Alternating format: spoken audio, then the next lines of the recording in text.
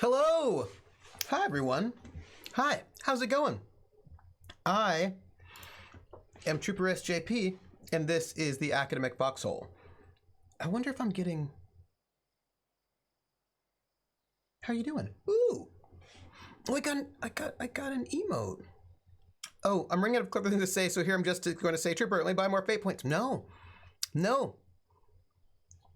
I don't want to go and ruin the fate point economy. Hi, everybody. Hey. I'm doing well. So what do I want to tell you? I want to tell you a bunch of stuff. Also, I'm hoping that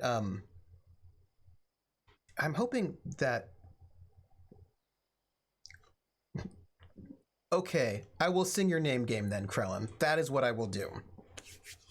Also, side note, when we actually start the game, let me know if you can hear things from Wandersong, because right now I'm not showing any, like I'm hearing really faint things, which are probably crickets. Krellin. The name game. Come on, everybody. I said, now let's play a game. I bet you I can make a rhyme out of anybody's name. The first letter of the name, I treat it like it wasn't there. And then a B or an F, or an M will appear. And then I say bow at a B, then I say the name, then banana, fanner, and foe. And then I say the name again with an F, very plain, then a fee, fi, and a mo. And then I say the name again with an M this time, and there isn't any name that I can't rhyme. Krellin, bobellin, banana, fanna, fofelin, fee, fi, mo, melon. Krellin, let's do Atomica, Bopatomica, banana, fanna, fofatomica, fee, fi, momatomica, Atomica. I can't sleep, so here I am until I pass out, or until 4 a.m. when I need to go to work comes. Oh, I don't want you dying. Oh, Atomica, look, I've got, fun times. I've got like a lot to tell you all about right now. So much. Also, the Pride emotes are really cute this year. I'm really excited about them. I want to get some of the hands. Krellin steals a felonious amount of melons and escapes. Ooh, Krellin, the felon melon. I feel like you're sort of like Carmen Sandiego, but you're a melon felon. And that's pretty exciting. I have so many things I want to tell you about. Ooh, Barontor. The name game. Come on, everybody. I said, now let's play a game. I bet you I can make a rhyme out of anybody's name. The first letter of the name, I treat it like it wasn't there. And then a B or an F, or an M will appear. And then I say bow at a B, then I say the name, then banana, fanner, and foe. And then I say the name again with an F, very plain, then a fee, fi, and a mo. And then I say the name again with an M this time, and there isn't any name that I can't rhyme. Scabinac, Bobabinak, banana, fanna, fofabinak, fee, fi, mo, mabinak. Scabinac. Woo! Hey, thanks for that resub, Scabinac. You know what? I think I want these notifications down here is what I think I want, because I feel like that's going to make me feel better about my life. Hey! Choo-choo! Also, resub day. Oh, those emotes are really cool. Speaking of emotes, I should be singing characters Cuthbert. I probably should. Well, hey, Origami Shuriken, how are you doing, my love? The name game fairs never fails to put a smile. That's why I sing it, because it puts a smile on my face. Scabadak. Oh, we just got some bits. And I want to thank both Rissa and Scabanak for the bits. Oh, Misfire. You're right. No, Scabanak, I see what happened because I moved my notes from here to there. I see exactly what happened. Oh, first off, Barontor, you're going to get your name game. Do not think that you do not get it. I see it. I love the bees, but they remind me of an X. Oh no. I see it, Scabenak. Don't worry, I'm gonna fix it. I'm gonna fix it. So, first off, the name game. Come on, everybody. I said, now let's play a game. I bet you I can make a rhyme out of anybody's name. The first letter of the name. I treat it like it wasn't there. And then a B or an F. Or an M will appear. And then I say bow at a B. Then I say the name. Then banana, fanner, and foe. And then I say the name again with an F, very plain. Then a fee, fi, and a mo. And then I say the name again with an M this time, and there isn't any name that I can't rhyme. But if the first two letters are ever the same, I drop them both and say the name. Like Bob, Bob drop the B's, Bo, or Fred, Fred drop the F's, fo, red, or Mary, Mary drop the M's, mo, ere. That's the only rule that is contrary. Barantor, Barantor, Barantor, Bo, Arantor, Banana, Fenner, Fo, Ferrantor, Fee, Fi, Mo, Marantor. Barantor. I was reminded halfway through that I was supposed to be singing like Cuthbert, so I did. That's what happens. Origami Shuriken says, I'm doing great. Just finished doing some Ghosts of Saltmall prep and feeling pretty good about it. Yes. Funny story, says Atomica. I had someone sort of call me out the other day. About what? And was it funny? Sometimes you deserve to get called out, and that's okay. Hey, Tadkill. So we also got some bits, and so for our bits, I'm going to, we got them from Scabenak and also Rissa, and I'm going to sing the song, We're in the Money, in Pig Latin, as sung by Ginger Rogers in the film Gold Diggers of 1933, and I'm going to try to sing it, hey, Half-Arsed Hermit, I'm going to try to sing it as Cuthbert. I don't know if I can, because I've never tried this, but let's see. Ewe in hey the anime. Ewe in hey the anime. Eve way at gale up way at way extated gale on way. Ewe in hey the anime. Either I skays or ani say. Old man dear ashen pray ui I though you must stay on way on rail. Ewe ebony eat red leons lay, ev way brians lay te day. And when we see the only old look at the eye go in the eye. We're in the money, we're in the money. We've got a lot of what it takes to get along. It's not the vest, it's the cravat. It is the cravat. Atomica says, I was talking about something silly that reminded me of an ex. A friend said, how can you be aromantic if you have so many exes? And my response was, the exes are why I'm now aromantic. They were embarrassed, but I found it funny as hell. But also, you can be in relationships but be aromantic. Am I the only one who can see Cuthbert and Gregory starring in Green Acres? Green Acres! Oh, Rissa, that's it. That's it. You've just done it. Okay, look. Okay, so I need to tell everybody that this is the place, right? This is it. That's it. Gregory and Cuthbert are in Green Acres, and Gregory's like, Green Acres is the place to be. Farm living is the life for me. Land stretching out so far and wide. Keep Manhattan, just give me that countryside. I can't do a Scottish accent. And then Cuthbert's like, oh, New York is where I'd rather stay, but I get allergic smelling hay. I just adore a penthouse view. Darling, I love you, but give me Park Avenue. Da-da-da-da-da-da-da-da-da. The chores. Da-da-da. I need to talk to Random Tuesday about this and see if she'll sing the Green Acres theme song with me as Gregory and also Cuthbert. And it would be set in Wales. Your Irish is still better than EE's, and he's been on multiple calls with me and has no excuse. Thank you, Curry. I tried, I think it's because I was a big fan of Sinead O'Connor as I was growing up, and I listened to her a lot, so I listened to her speak.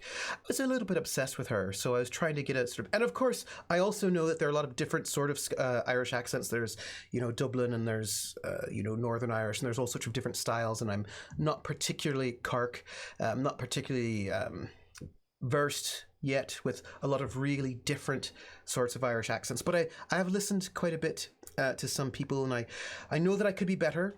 I know that, but I like to think that I'm not super terrible, that I'm not sort of full on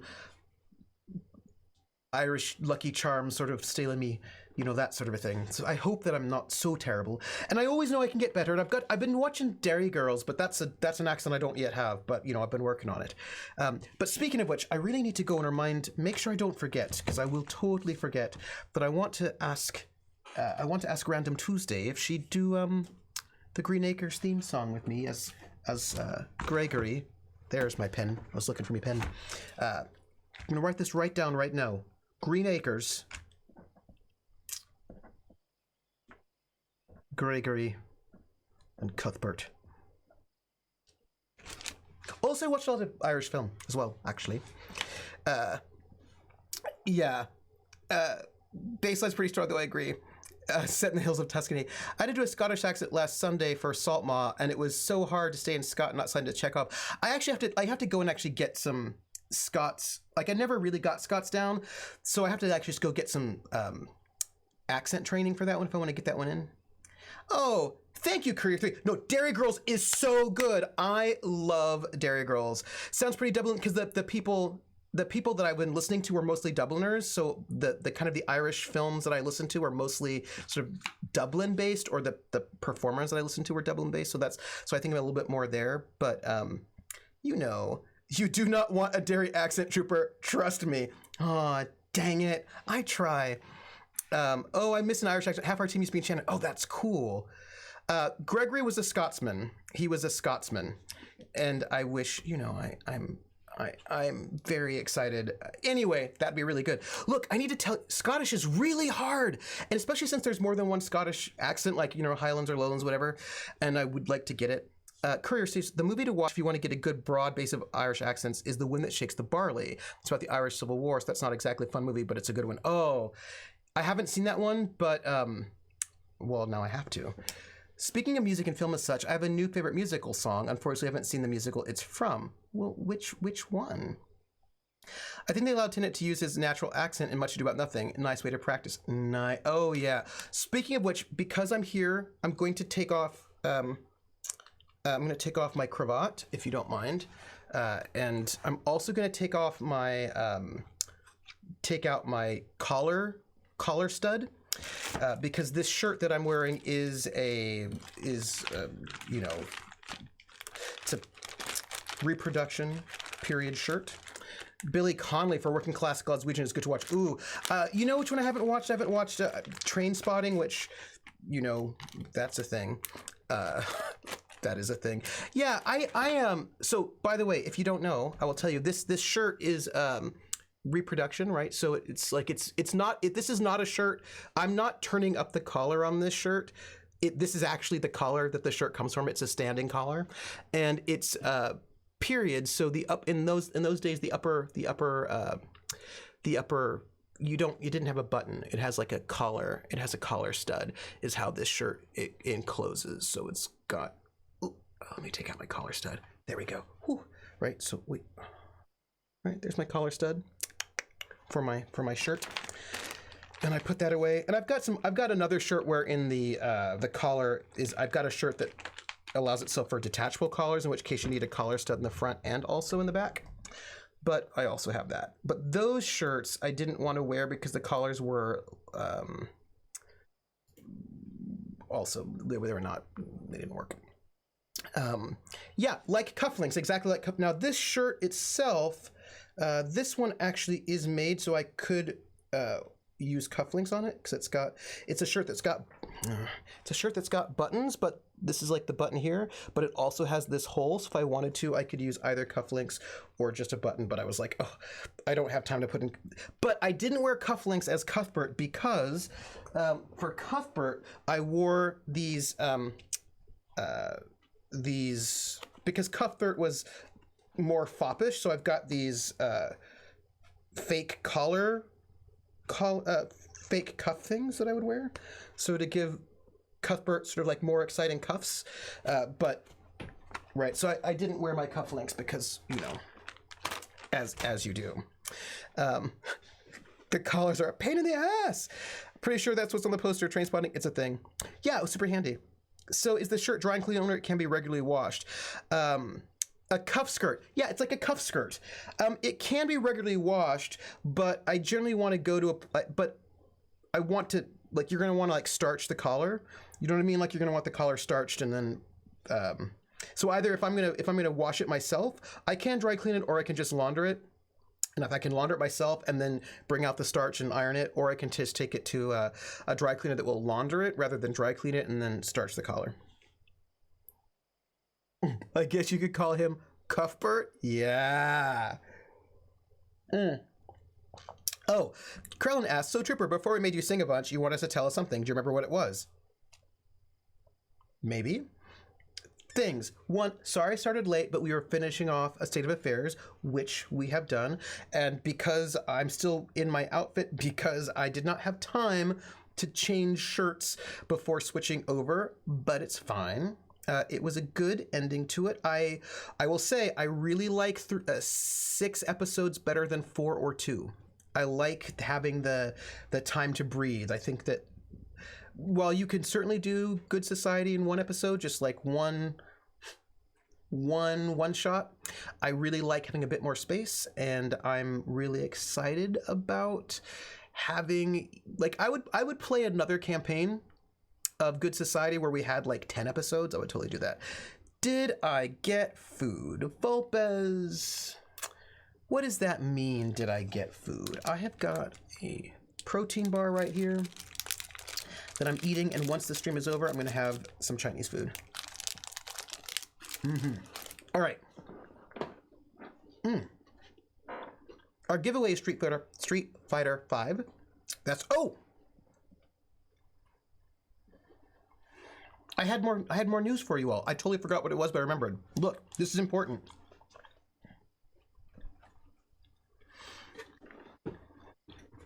It's also really chewy. So look, this was apartment status, but also this was the last episode of A State of Affairs, which I'm sad about, but it's fine.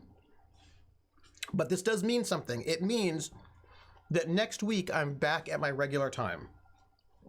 So next week, my Thursday streams go back to their regular time of 6 p.m. Eastern. So I will be back here next Thursday at 6 p.m., not 10 p.m. For a week. I think I have another 2 weeks, 2 to 3, we'll see. Speaking of food, says Atomica, my favorite Korean restaurant finally opened back up today. Almost made the owner cry.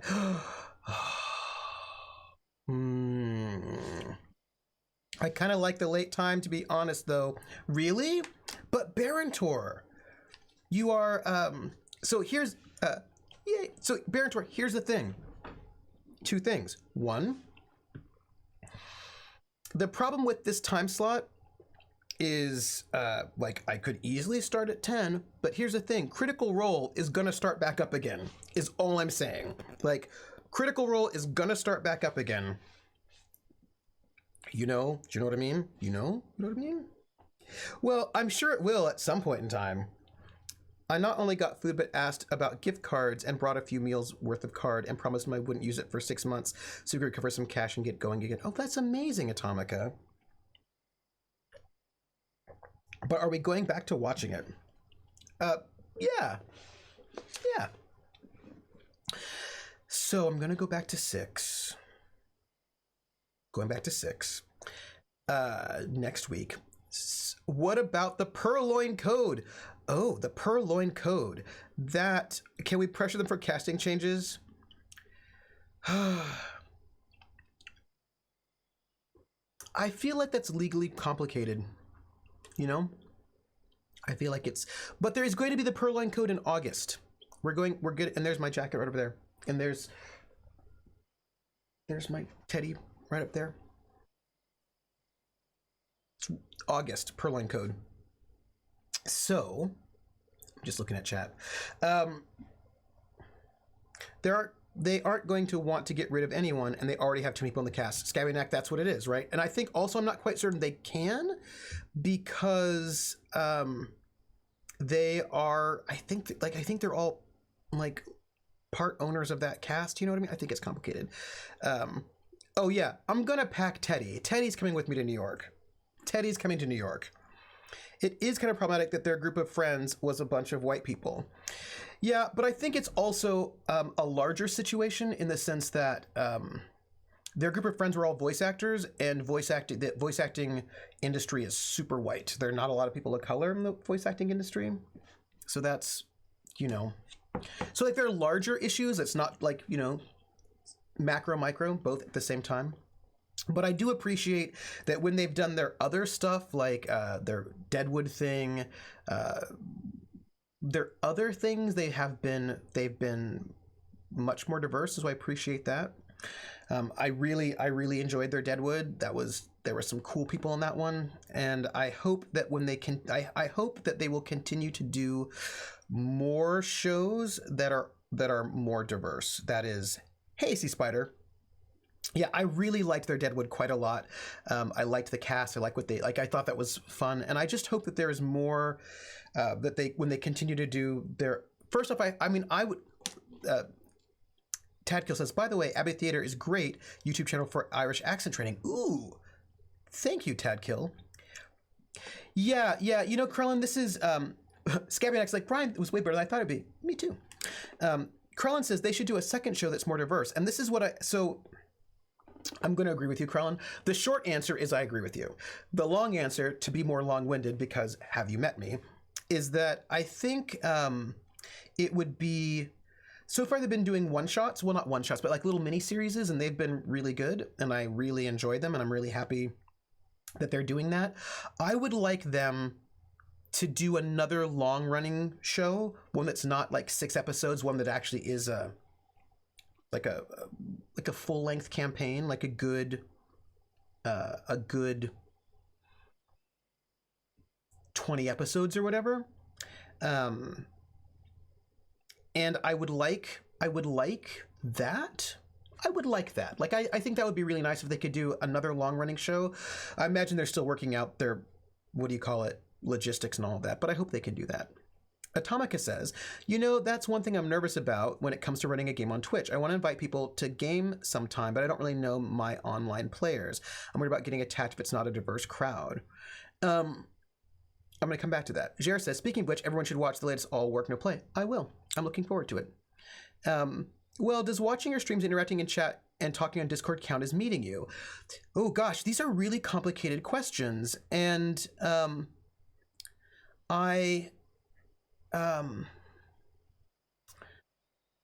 so that's a philosophical question, Krellin, that I want to answer, and I think it's tricky. I have mixed feelings about it. I don't have mixed feelings. I have nuanced feelings about it, or I have multiple feelings about it. Let me come back to that. Courier says, I might have been bugging Roll for it to retweet BLM stuff, especially after Black as Fuck Route to Build, because every single one has been fantastic and very important. Yeah, I mean those have been pretty amazing. Jared says, I absolutely appreciate that Sam and Liam basically just shut up and let Carrie talk for most of the time. They are paying for a studio they only use a couple days a week. Right, Scabianac. So, I hope that they can actually use that studio more long-term. I hope they can do something really... So, that's my hope, because I think it would be good, and I'm really excited about that. So, I'm going to go backwards. Krellin asked, does watching your streams and interacting in chat and talking in Discord count as meeting you? That's a really good philosophical question, and I don't know the answer. My feeling is... Jein, which is like the German for yes and no. So kind of, sort of, Jein, a kind of a yes and kind of a no. So in the sense that, because Sea Spider says, I don't think so, Krell, not exactly. We've met online trooper, not real trooper, in my opinion. And what's tricky about that is, it's not like online trooper isn't also real trooper, and it's not like offline trooper is the real trooper, right? The line between online and offline, I think, is kind of tricky. because you are seeing me as online trooper, and that is not all the trooper that I am, but it is a trooper that I am. And you know parts of me that, for example, my work colleagues don't know. One of the reasons why I was so nervous about doing the big charity stream, which by the way is still going on, and like we're if you want to do it, you can, is that one of the things that was weird about it was that I was like nervous about my offline people coming into my online home, because they don't know this me. And like here online, I get to be a me. How do I put this? I get to be a certain kind of me who I am that I don't get to be at work. And so my work colleagues and my professional colleagues don't know this me. And this me is also a real me that they don't know, but then yet also you all don't know that me, which is also a real me. So there's like a, Falcon says it's one of your faces in a jar by the door. Yeah, so it's like, it's complicated. It's complicated, I will say. Yeah, it's complicated. Krellin notes they just hired a new social media manager who's also an experienced DM and a woman of color, which I'm super excited about. And Serena's super cool. Weird opinion on Krell's question. I think there's a difference between online and offline life. Like, I feel my online friends have not met me, and yet I feel way more open about myself to my online friends. So there's just this weird disconnect. Yes. And Rissa notes, to be fair, you're very like your offline self online. Yes. Yeah. So Rissa, so those of you who know, our lovely mod Rissa Coruscant knows me offline.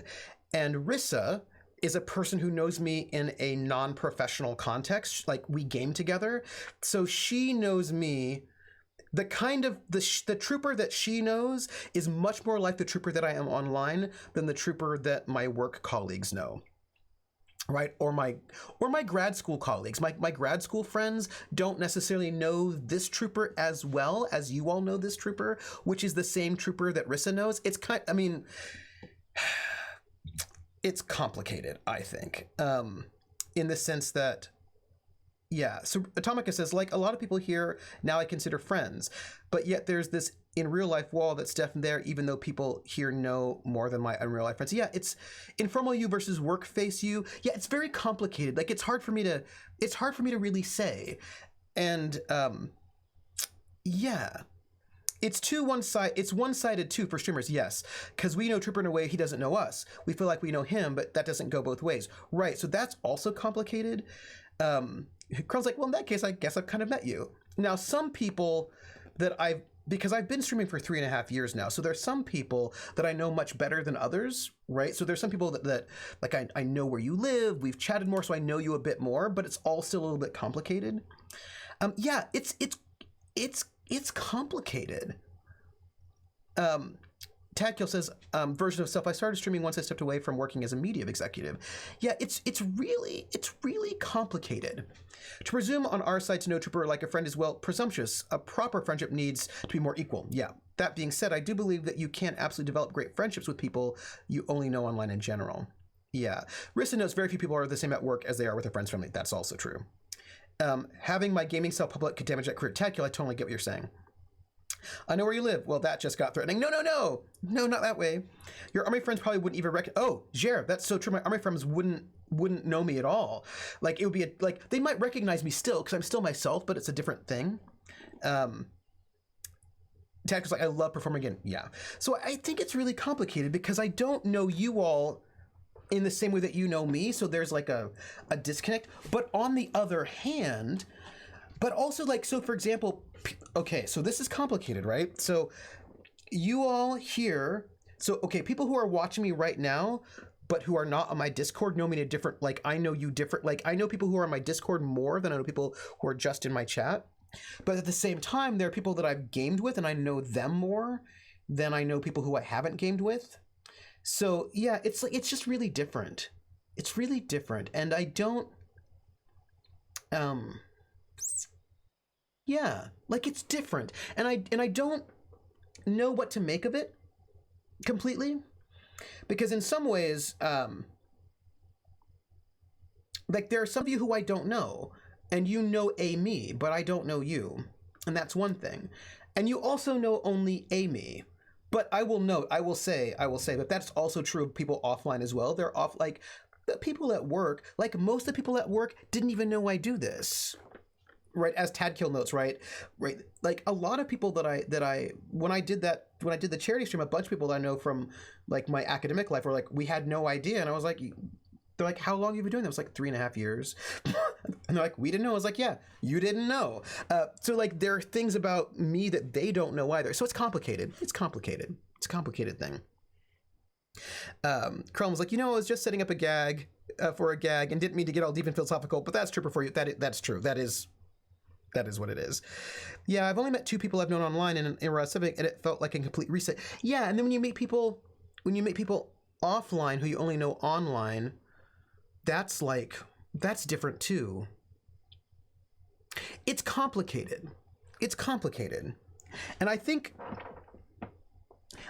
and so this is what I'm going to say, right? Gaming is performance, though. Nothing ties you together like acting, MFA, and playwriting. Yeah, that's another thing too, right? When you're gaming with people, that's a whole another connection.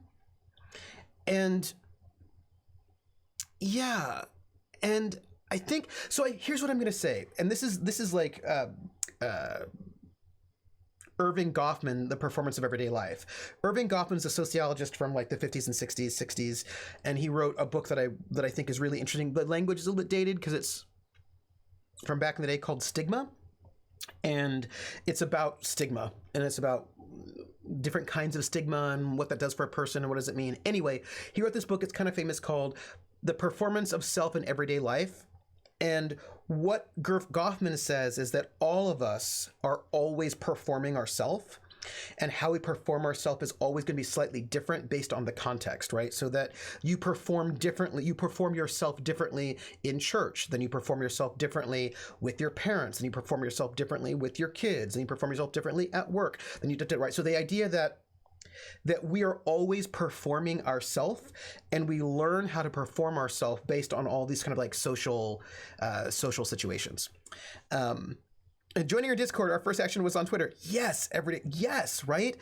And it was, and it really, in some ways, it's the Shakespeare quote, right? All the world's a stage, and the men and women merely players. And that's kind of the point of the Goffman, that we are actually always performing ourselves. And he doesn't mean that in a bad way. I think that a lot of people, at least some of my students, right? Some of my students. Half-Hour Hermit says, hard agree. Even using different linguistic registers for different people, different body language, etc. Yes. There's also power dynamic work and a fan streamer sort of. Yes, that's right. And there's also power dynamic at offline work. Baron was like, I've known some folks over a decade only online that would consider good friends. And then even the 2 I met in the yeah. This is off topic as Hex's Career 3, but since you mentioned church, I was reading How to Be an Anti-Racist recently, and I realized how much of the civil rights movement in the 60s was deeply tied to Christianity. Well, I mean, that was some of the only places, or at least also the church, right? Because the Black church was really important. That was a place where Black people could actually meet and congregate, right? And like going back even to the times of enslavement. So that becomes really sort of complicated. Half-Hour Hermit said, I've been told I seem like a slightly different person when I speak German from when I speak English. That's interesting. And I've also heard that too, right? And that's really, really interesting. Self is a reflection of context. Yes. John Luderby did a boo called Theater in Everyday Life. Oh, a book probably. Yes. And so this is like interesting. And so I remember having this conversation with my students, and some of my students are really into authenticity, the concept of authenticity, which I think is basically a made-up concept and it's not real. And I mean, it's real in the sense that we made it up, and so therefore it exists. But they like really are into this idea that like somebody's authentic, somebody else is not authentic, like they're fake. My mustache wax it's been a long day and I'm drooping a little bit. But like they're either like, oh no, so and so is real, so like that singer is so real, like that one metal star is so real, that one rapper is really real, like and that person like Celine Dion is not real. So like they're really into this idea of authenticity and realness. Yeah, Krellin is correct, right? Like authenticity is a social construct, like 98% of everything. And the thing is that I was like, well, everybody's real or nobody's real. Like, it's like they're performing a self just like you're performing. And one of my students was like, no, I don't perform. I'm always real. And I was like, really?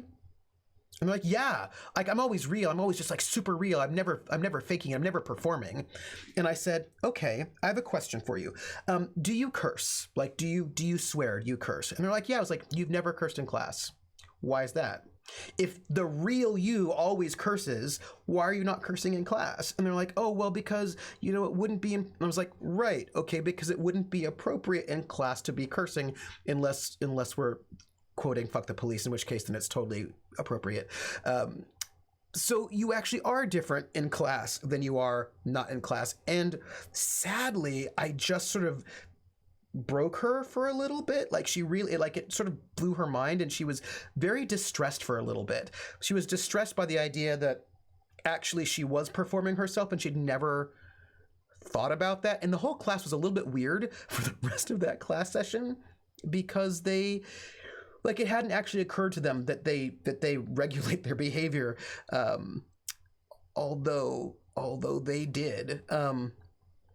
You say that, but as an autistic person, I've got a very different feeling of authenticity, or as we call it, masking. Courier, say more. Say more about this. I want to hear it.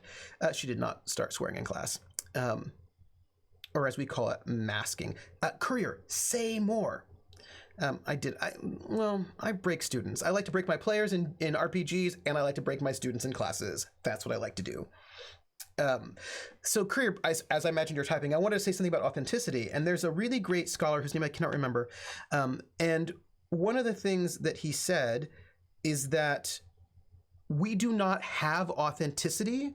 We are authenticated. Beetlewind says, elitism in metal is a huge thing. Oh, yeah. Any band that releases a second album that has a single song that is catchy or with easy hooks means that people will scream that the band is sold out. Yeah, right, exactly. Carlin says, I think the proper response to that question would have been, that's a good fucking point, Professor. You fucking got me. I would have laughed so hard. Hello, Toad. Vulpus is now picturing Trooper in the black professor robes and the whip. You turned her into a white person from the past 2 weeks. So here's the thing, right? So this idea is that we do not have authenticity. We are authenticated by society. Society decides what they think of as being authentic, and they will give us authentication or they will not give us authentication. And Tadkill says, or as my grandmother said, the worst lies are what you tell yourself. And I think one of the things that's interesting about this thing, and when I try to explain the idea of authentication versus authenticity, when I'm talking about music, so I use music to do that, and I say, so let's think about who are our authentic artists.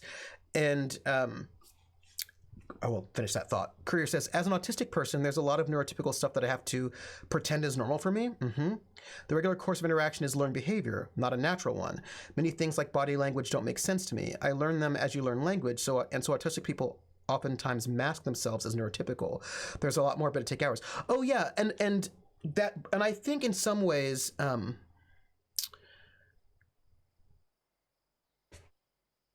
going to say this, and you can sort of respond as you will. In my experience, people who are not normative, did I have other news for you? Probably. People who are not normative often can see through the mask that people who are very normative sometimes have a harder time seeing. So what I mean by that is, so you're talking about being not neurotypical, and then you can see these behaviors that come natural to neurotypical people that you learn masking, but they're not natural to neurotypical people. It's just that neurotypical people don't realize that they're doing it unless they do, but oftentimes they don't. So for example, and Tadkill says, and that's what's so damn hard about breaking convention, authentication is a societal feedback loop. Yes. So for example, voice, like I do a lot of work on transgender voices and gender in the voice and how we gender voice, how we race voice, like how we understand voices to be raced or gendered or sexuality and all that kind of stuff. And I started by really looking at transgender passing guides, like transgender tips to other transgender people on how to have their voice pass as whatever gender they want to pass as. I suppose it's more of an enforced fakeness because it's not so much habit as a survival method. Yes. But what's tricky is it's kind of that... I just think that you're more aware of it, right? I think that you have consciousness of it in a way that some people don't have consciousness of it. So, right, about the transgender voice, there are people who transition and then they deliberately learn how to gender their voice in order to pass vocally. And they do that very specifically. So some people might say, oh, that's a fake voice, right? That's a fake voice. Your voice is not natural. But here's the thing. Nobody's voice is natural. Those things that we learn how to gender our voice are taught, and they're taught really young. There have been studies that show that people can tell if a child is a boy or a girl by how they talk starting around 3 or 4 years old. But the thing is, boys and girls do not have any difference in their vocal mechanism at 3 or 4. There's no difference in that vocal mechanism until they hit puberty. So there's nothing physiological that would make a person's voice a boy's voice or a girl's voice when they're 8 years old. There's nothing in the physiology to do that. Instead, what happens is that we teach people how to speak like a boy or a girl, and then we punish them if they don't do it. And we do it so consistently through and the punishment happens through bullying, whatever, that people who don't have a physiological difference in their vocal mechanism take on these gendered vocal cues, and then they think it's completely natural, and then they don't realize that they're performing this voice. And then, of course, when you transition, you have to actually learn it deliberately. The difference is that the trans person knows they're doing it, whereas the person who's cis, who's never thought about it, doesn't realize that they too are performing. And this ties into the way in which people will often say, oh, trans people are fakers. Transphobic people will say that. But they don't realize that actually we're all doing the same process. It's just that they've internalized it, not thought about it. Do you know what I mean? And so part of what I want to do is actually just try to get people to realize that actually, no, you think you're not performing, but you also are performing. You might think that I'm performing, you are also performing. Like, I am not fake and you are not real. Actually, we all have been taught by society these things and we've learned them. It's just that some people, because I like to think about it in terms of fit, that if you're right here like this, it's hard to see the edges. But if you're like that in some kind of a way, then it's easier to see the edges because you don't completely fit. Now, if you're like this, you can learn to see the edges. You know what I mean? Like, you can learn to see the edges if you're like this rather than like this. It's just a little bit harder. I mean, or let me put it this way. It's just easier to learn the edges when you're a little bit like that because you know what I'm doing? Tadkill says, my son has Asperger's. I agree. They have to understand human behavior by its components, so they see structure to process behavior. Yeah. Beetle Wind says, I've seen people accuse Gojira of selling out because the lead singer sings softly and whatever. People can tell with a 3 or 4 year old without... Yes, Themblet. Yeah. It's about 3 or 4 years old, Themblet, when people start being able to tell a person's gender, which, again, by their voice, which is, again, completely socially constructed at that point in time. Autism is a complex beast, or as I like to say, autism is a hell of a drug. Mm-hmm. Oh, says C. Spider-Mex, that's why a lot of boy characters are voiced by women. Yes. A lot of boy characters are voiced by women because, right, actually they can do that. Half-Hours Hermit says, nature versus nurture is generally a fascinating and important conversation. You know, Half-Hours Hermit, there's a really great, Diana Fuss, this feminist, was like, nature versus nurture, we're never going to figure out which one is, because we can never disentangle those two, so maybe we should move on to more exciting conversations, which I thought was interesting. Tadkill says gender is an imprint. Origami Shuriken says, like how some people have a different way of speaking when they're on the telephone. Yes, and some people are aware that they speak differently on the telephone, and other people aren't aware of it consciously, but they still are doing it, you know? Tadkill says, so I took this class in No. Ooh. The core of it was gender transformation, find the flower in each form. Oh, that's so cool. That's so cool. Beetlewind says, I teach grade 8 and grade 4 kids, and I'm a very different person to each of them because the things that grade 8 kids respond to would upset the grade 4 kids. And that, right, and that doesn't make you fake, right? It just means that you can modulate your behavior. You can code switch. Jer says, or like how we can slip into old accents when we're around others of those accents. Definitely. Falcon says, I sound almost exactly like my mother on the telephone. Or when people have accents, they grew up with an accent, like Southern accents, they leave the South, they drop their accent and they speak to their parents and they bring it back up again. Atomica says, and by female voice actresses, you mean Tara Strong, since she voices everything. Thimblett says, I have a customer service voice, and to be honest, I don't know her. Half-Elf Hermit says, interesting, not sure I agree when so many people still argue that things are just like that instead of taught. People will argue it. I definitely have a different voice at work than in casual settings. Yeah, the thing is, people will argue that, right? People do. They do argue it. And so I don't know if I agree with her either. Like, I'm with you on this one in the sense that I think that we should maybe still have the conversation. But I think the problem is, Half-Elf Hermit, that I think her frustration, which I understand. I mean, I like the conversation because I'm interested in it. But I think her frustration is that that conversation became the entire conversation. It was like, well, is that nature or is it nurture? And it just became that. Is that nature or is that nurture? And they would just sort of circle in that argument. She's like, could we move on to like that argument, which in some ways you can never actually answer that question, stopped conversation, right? Because you got stuck in it. And like, I get that. I personally still think there's interesting things about that conversation. I'm fascinated by it. But I think that she would like to have more of a conversation. Barontor says, I have a more southern accent when I drink or I'm around family that have heavier accents. Yeah. Tadkill says, energy and mass, nature and nurture, like arms of DNA spun around each other to express potentials. Yeah. Yeah.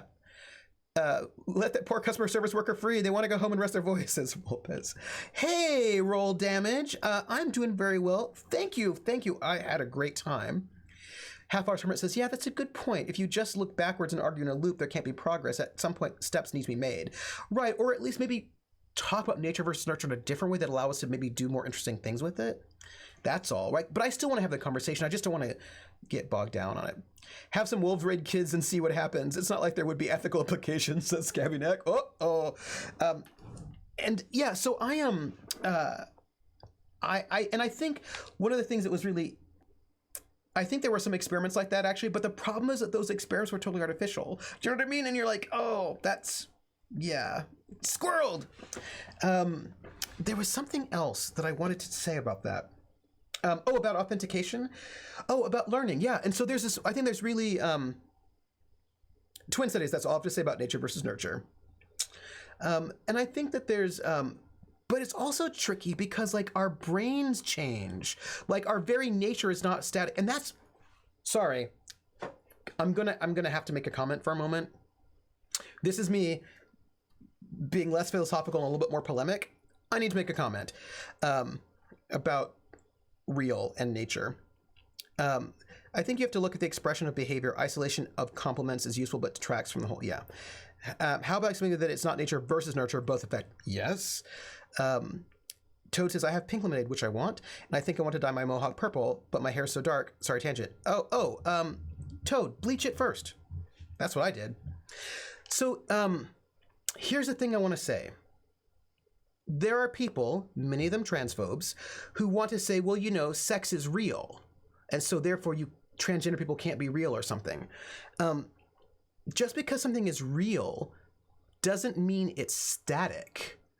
Things can be real and also change. Our brains change over time. Like our neural pathways are real, but they also change. They are affected by our environment. You know what I mean? Like there are animals who change their sex. That does happen. Just because something is real doesn't mean it has to be rigid. That's all I'm saying. And I just wish that the pathways, says Toad, are always rewriting. Like we are not fixed. We're always changing, and that doesn't make us unreal. We can be different people than we were last year, and that doesn't make us fake or unreal. And so like this idea that somehow to be real means to be rigid makes no sense to me at all. That's me there for a moment. That's my like, hey, Stream freeze. Oh no. Overtones purple for brown hair works well if you don't want to bleach it. Oh, ooh, that's cool. Halfar Hermit says, trivia piece. James IV of Scotland once had 2 kids put on an island with a non-verbal woman to raise them to see what language they would speak. The theory was they'd speak Hebrew, but instead, surprise, surprise, they developed a form of sign language. Oh, that's so cool. That is so cool, Halfar Hermit. They have pink and rose gold for brown hair as well. I should check that out. Courier3 says, sex is real. The problem is it's also not a binary. Sorry, transphobes, try again. You might as well stick to moralizing because biology isn't on your side either. Yeah, so, and also, sex is a social construct. Sex is a social construct. Doesn't mean it's not real, but it's also a social construct. Shout out to all the asexual amphibians in the crowd. Yes, yes, they are. Exactly. It's like someone saying they can't have a mental disorder because they didn't used to. Brains change all the time. Yes, roll damage. Brains change all the time. And that's kind of awesome. Yeah, come on. And also, when I was talking to somebody, it's like, well, sex is not a social construct. It's like, no, but it is though. Because, hey, chromatic chameleon. Because how we understand what sex a person is totally socially constructed, right? Like we have decided that we want to put a line and put people on this side of the line as being women and this side of the line as being men. But where that line is, because we as a society decided where that line was. And some societies don't have a line with a binary. Some of them have like a trinary or 5 different genders or 1 gender. And then where they put those lines are also basically socially constructed because we just have like bodies, and then how we interpret them is societal. So come on, like, you know, that's all I'm saying. Hiccuping boots. Hey, big love. Thank you for that love. Rissa says, I still want to know if there's been progress on the house hunting. It's clear that packing hasn't started. This packing is probably going to be last. Just for the record, this right here, this room, the office, is probably going to be the last thing I pack. Just so you know, that is a thing that I'm just going to tell you. So this will be the last thing that goes, most likely. If sex isn't a social construct, then why does... Yeah. Carlin says, when I was in school, we were still taught that you could never grow new brain cells after maturity, and now we know that is incredibly untrue. Yes. Courier3 says, I mean, the bottom line is that sex is more of a value system than a biological characteristic. But the patriarch would rather burn the world than admit it. Fair. Falcon's like unpacking, hides under yarn. Yeah, I know. So, no, I didn't dodge. I'm going to answer the question, but I had to finish the thought. Here's the answer to the question. No, I'm going to answer the question. I have news. So why don't we start the game? No, I'm going to give you news. Also, I don't know if sound's going to come through. I think it is. That's good. Okay. But I just want you to know, like, I'm officially playing the game, everybody. See? Look, here's me officially playing the game. Woo! See? Look at that. Okay, so, nudes. Anyway, I'm going to try to get 4 hours of sleep. Go get sleep.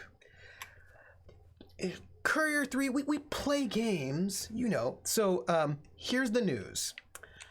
Look, I just feel like if I'm in this screen, then it's like I'm playing a game, right? I'm technically playing right now because look, I'm even jumping. So I have news, and the news is I got the email today. I have an apartment. This is actually a game. Our play structure will not be rigidly defined. No, like we'll just, yeah. So I'm gonna just dance like that. I have an apartment. It is officially mine, and I'm moving in July the 7th, which, as it turns out, is in 2.5 weeks. And does that make me concerned? Maybe a little. Maybe not a lot, but maybe a little. Because like that's it's still March. Yep, it's March. Yes, and it yes, Volpes, it has furniture. It is a furnished apartment.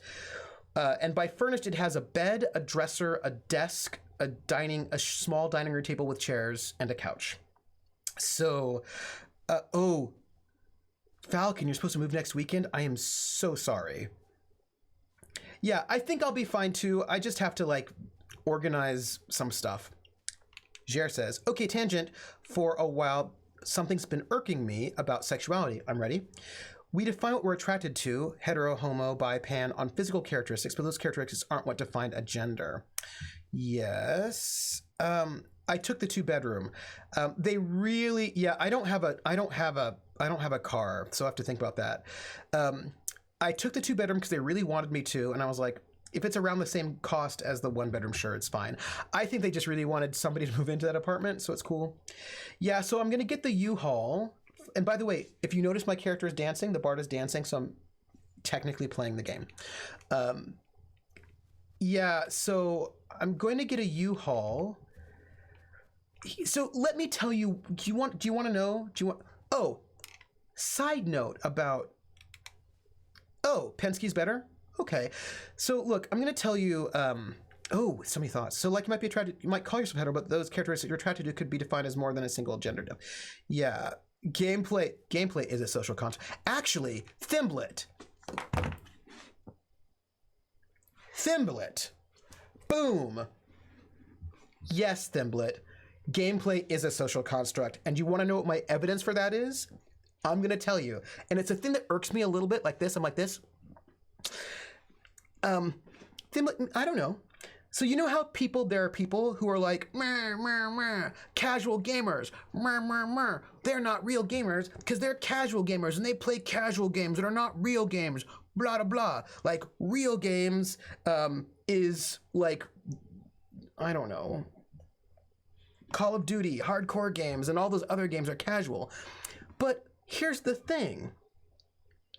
The games they're calling casual, gatekeepers are terrible, were the games in the night. Like, Barontor's old. Sorry, Barontor, I didn't mean it like that. I meant that you're a good vintage like I am.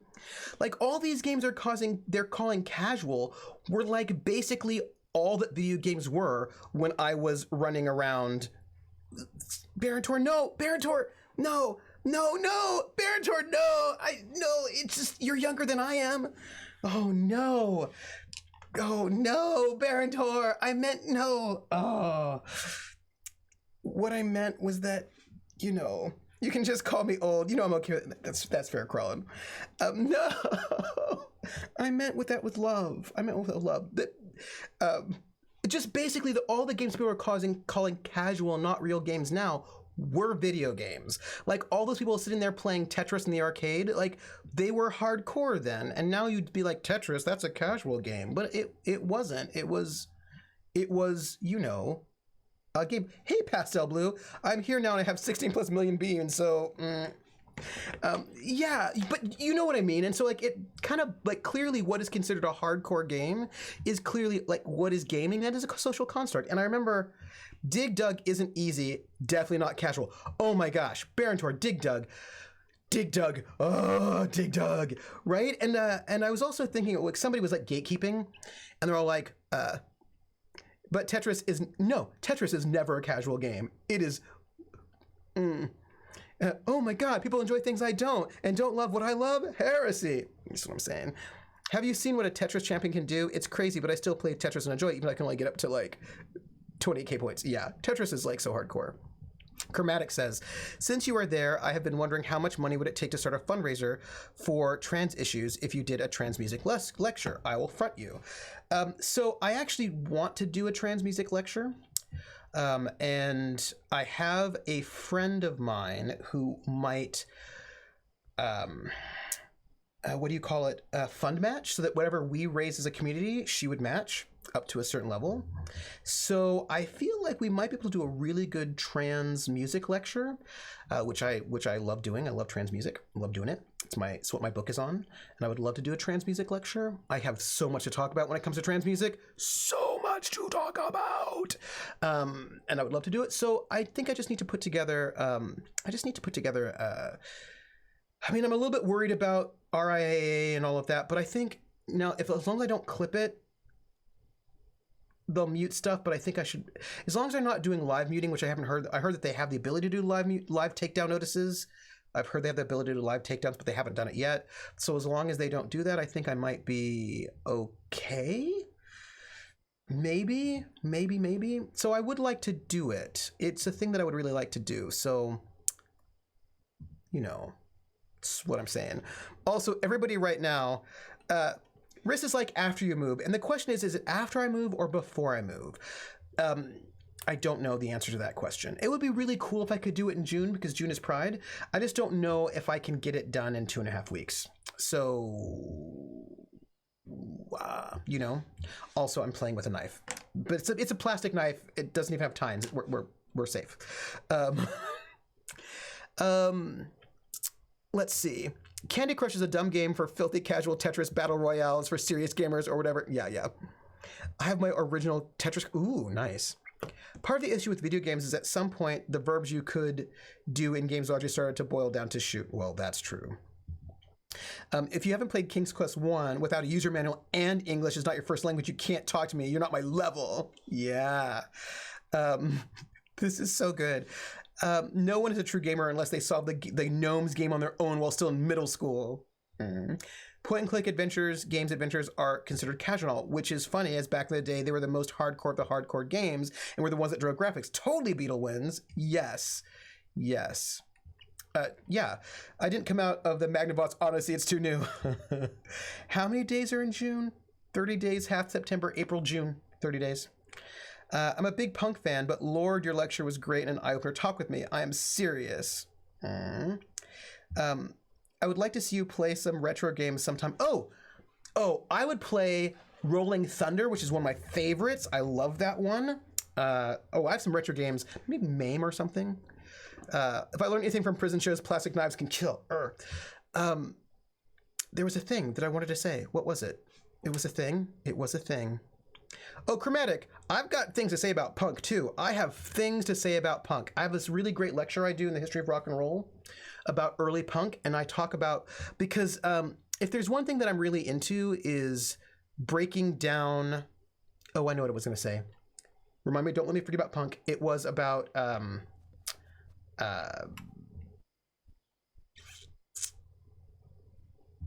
casual games. So I know somebody was like wanting to like gatekeep, and they're like, there are no women gamers. I was like, 50-something% of gamers are women. Like, what are you talking about? Like, women don't play real games. They play casual games like World of Warcraft. And I was like, what are you talking about? In what universe is World of Warcraft a casual game? Like, you just are being a creepy gatekeeper. Like, there's no world in which World of Warcraft is a casual game. World of Warcraft is like, come on. Yes. So if you ever want to get into retro game hardware and capturing, and be like, oh, cool. I was just going to think about, Sea Spider, like, really. My 7-year-old mom did WoW, because it's like professions in academic fields get devalued women. Yes, half-hour smart. It's true. Yes, 100%. Anyone can beat Warcraft if they sink 900 hours into it. So casual. They keep moving the pillars, but us e-girls are coming for all their hobbies. Now we're going to take over MMA. Yes. So about punk, one of the things... here, see, look, we're playing the game. One of the things that I talk about with punk is that people... The thing is, it's about mythology. I always want to sort of try to break down the mythology of things. And there's this thing that happens with punk is that the way that people imagine punk is not what punk was. For example... The line between new wave and punk was very, very unclear in the beginning. Blondie was punk. The Go-Go's were punk. Like, there were women in punk music.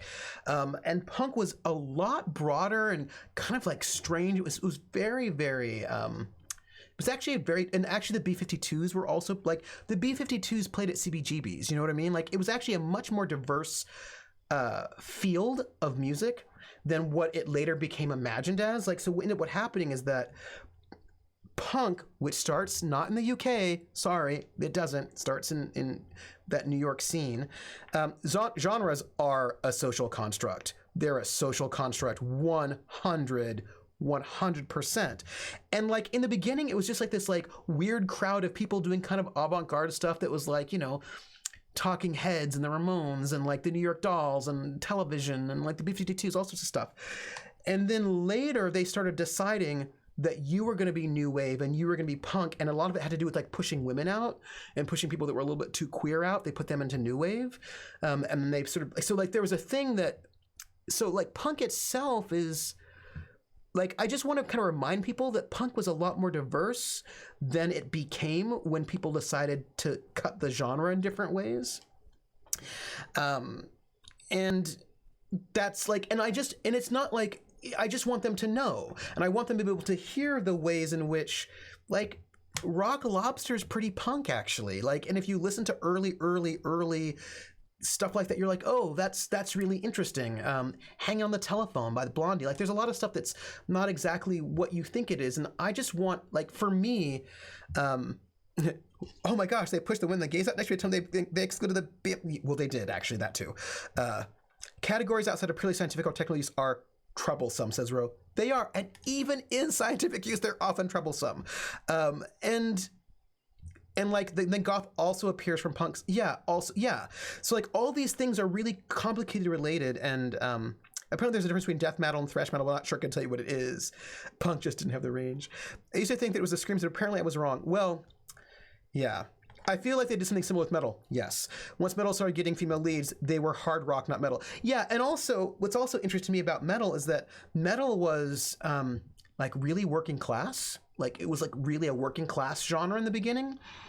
And then it became not that, right? And then like it just had, and also same thing between like metal and progressive, like Led Zeppelin is like the perfect example of a band that people are like, oh no, they're like the first metal band, and they're like, no, they're the first progressive band, and like everybody wants them because they're so huge. But they could also be just a hard rock band, or they could be like a number of things. Like they don't fit particularly well in one of those categories, but people want them because they're popular, right? And I think that's oh, Krellin says people trying to claim Lita Ford isn't metal are crazy. Yeah, but like, yes, I like that Jello Biafra is soft. Me too. I had to explain to my roommate the other day that rap and punk have been around long enough to have classic stations. Yes, they have. Metal is like electronica. People really fit it into it, can explain all the genres, but it kind of sounds the same to everybody else. So here's what I want to say. I'm going to tell you one of my theories. You're getting some like musicology theory here for you, and then we're going to play more of this game. So here's my musicology theory for you. This is something that I've not published it, but something I think about. I think about the ways in which genres, I will call them, say, either cohere or splinter. And remember, this is important. Whenever we say genres, we actually mean people, right? We mean communities. Rose says, categories I have a use for. I like this. I don't like this. This often changes between those two categories. Yes. You could even argue that Zeppelin is country or country rock. Totally, right? Like, So what I want to say is when we talk about genre, we're often talking about community or marketing. Like whether we're going bottom up, it's community. If we're going top down, it's marketing. So genres mean something. They're important, but what they mean is actually a little bit weird, right? So, for example, jazz is an example of a genre I think of as being a cohering genre, in that people call all these things that are radically different all jazz. They think that like the original Dixieland jazz band from 1914 is in the same genre as like Miles Davis's like jazz fusion, like Bitches Brew. Like somehow those two things are the same genre. They're like, that's jazz. So there's something about the jazz community who wants to put themselves in this lineage. They want to think, like they do not want to overthrow their parents. Do you know what I mean? Like they're not interested in being like, oh, I hate my dad, I have nothing to do with him. They want to be like, no, I have this lineage, I'm connected to these people behind us. In the same way that country is also what I would call a cohering genre, in that country artists are like, oh yeah, I'm calling back to Patsy Cline or Hank Williams. Like they want to make these connections to the past. They're like, so like Gene Autry, the singing cowboy, is in the same genre as Faith Hill, right? Like genre, country and jazz are both genres, also bluegrass, that want to make the genre like one where they donation. Hermit. Thank you for that donation. You know what that means. Hermit, you know what that means, right? That means I'm going to sing to you We're in the Money, as sung by Ginger Rogers in the film Gold Diggers of 1933, which means I'm singing in Pig Latin. Boom. Are you ready? And because I'm also going to use my megaphone. Use my megaphone. Do you know the song? We're in the money. We're in the money. We're in the money. We're in the money. We've got a lot of what it takes to get along. We're in the money. The skies are sunny. Oh man, depression, you're through. You've done us wrong. Oh, we never read headlines about breadlines today. And when we see the landlord, we can look that guy right in the eye. Right? So, okay. Airway and hey, the anime. Airway and hey, the anime. Eve at gale at way at to ted gale ang way. Airway and hey, the anime. Ide I skays are ani say. Oh man, the ideation pray who you are, who you are stand way on rail. Ewe ebony eat red lands lay, away at Brian's lay, day. And when we see the landlord will look left the eye in the eye. We're in the money, we're in the money. We've got a lot of what it takes to get along.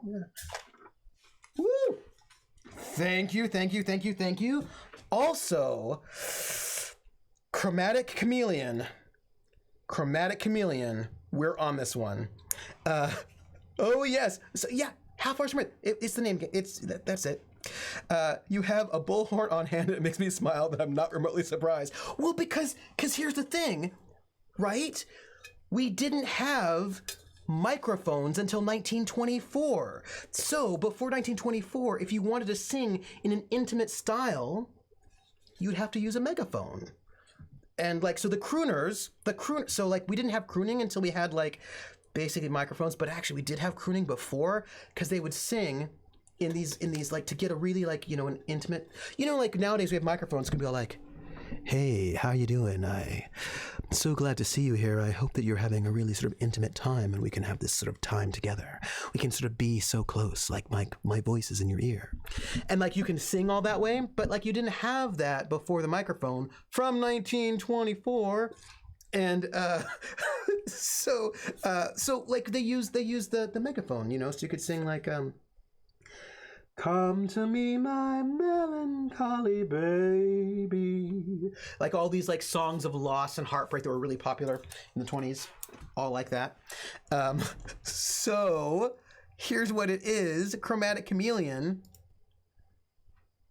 You're gonna get the name game, and it's gonna be hard, but I'm gonna do it. Here we go. The name game. Hold on, wait. Chromatic Chameleon. Okay. The name game. Come on, everybody. I said, now let's play a game. I bet you I can make a rhyme out of anybody's name. The first letter of the name. I treat it like it wasn't there. And then a B or an F. Or an M will appear. And then I say bo at a B, then I say the name, then banana, fanner, and foe. And then I say the name again with an F, very plain, then a fee, fi, and a mo. And then I say the name again with an M this time, and there isn't any name that I can't rhyme. Chromatic Chameleon, Bomatic Chameleon, banana, fanner, foe, chromatic chameleon, fee, fi, momatic chameleon. Chromatic Chameleon. Whoo. Yeah, Vopa's no backup music at the moment because I'm really concerned about having my account banned because of all the big copyright stuff they're doing right now. It's it's kind of messed up. So what I'm hoping to do is find some way to get like maybe I can play the tunes on my banjo, or I can do another thing that'll like pop it in there, you know, in some kind of a way. Tiffany, oh, that's easier. Tiffany, Bo Biffany, Banana Fana, Fo Fifany, Fee Fi, Mo Mifney. Tiffany. But you know, Chromatic Chameleon's harder. Chromatic Chameleon, Bomatic Chameleon, Banana Fana, Fomatic Chameleon, Fee Fi, Momatic Chameleon. Chromatic Chameleon. Got it. That's all. Got it. That's all. That's what it is. Since we're onto music, I had a question for you, or at least I think you might know more, or something I just saw today. Do you know anything about this Beethoven was a mixed ancestry thing? Oh, ooh, subs. Yes, I have a thought about that. Chromatic Chameleon is hard because the problem is I want to go like Brobatic Chameleon, but it's not. It's like Chromatic Chameleon, Bomatic Chameleon, Fomatic Chameleon, Momatic Chameleon. Chromatic Chameleon. It's a lot of syllables. Like, you got it worked on that one. I think I almost sprung a neuron, but I'll get that one. It's good. Darth Jar Jar Binks. I want to say thank you for like the source, whoever the anonymous gifter. Thank you for that sub. Darth Jar Jar. For you, chromantic. It's momantic. Darth Jar Jar? Darth Jar Jar Binks? Darth Jar Jar. The name game. Come on, everybody. Oh, no. It was a hard one, Ro. It was hard. I was like, ooh, that's a hard one. Like, and here's the thing about them. Sometimes it's weird because sometimes a name with fewer syllables is harder to do than a name with more syllables if the rhythm is weird. Sometimes like the rhythm is weird. Like Darth Jar Jar Binks is 4 syllables while Chromatic Chameleon is not. It's much more. But Darth Jar Jar Binks has a weird rhythm to it. Right? Like Darth Jar Jar Binks, that one does not rhythmically work very well, whereas Chromatic Chameleon actually works a little bit better. Chromatic Chameleon, because like Chromatic Chameleon, like you can do that. Darth Jar Jar Binks is actually hard because of the way it's set up, so Darth Jar Jar Binks is going to be a hard one. So I'm going to say Darth Jar Jar, and then W. Carter. W. Carter, Bo W. Carter. Yeah, okay. Come on, everybody. I said, now let's play a game. I bet you I can make a rhyme out of anybody's name. The first letter of the name. I treat it like it wasn't there. And then a B or an F or an M will appear. And then I say Bo at a B, then I say the name, then banana, fana, and fo. And then I say the name again with an F very plain, then a fee, fi, and a mo. And then I say the name again with an M this time, and there isn't any name that I can't rhyme. Darth Jar Jar, Darth Jar Jar, Darth Jar Jar, Darth Jar Jar, banana, fena, foo, farth Jar Jar, fee, fi, mo, marth Jar Jar. Darth Jar Jar, W. Carter, W. Carter, banana, fena, foo, W. Carter, fee, fi, mo, W. Carter. W. Carter, Ooh, I'm enjoying that. Ooh, and then we get the Encyclopedia Britannica. Ooh. Okay, Encyclopedia Britannica. I got this one. Okay. Ooh, Encyclopedia Britannica. Ooh. All right, hold on. Encyclopedia Britannica. Encyclopedia Britannica. Encyclopedia Britannica. Encyclopedia Britannica. Encyclopedia Britannica. Bob Encyclopedia Britannica. Banana Fana Fop Encyclopedia Britannica. Fee Fi Mom Encyclopedia Britannica. Encyclopedia Britannica.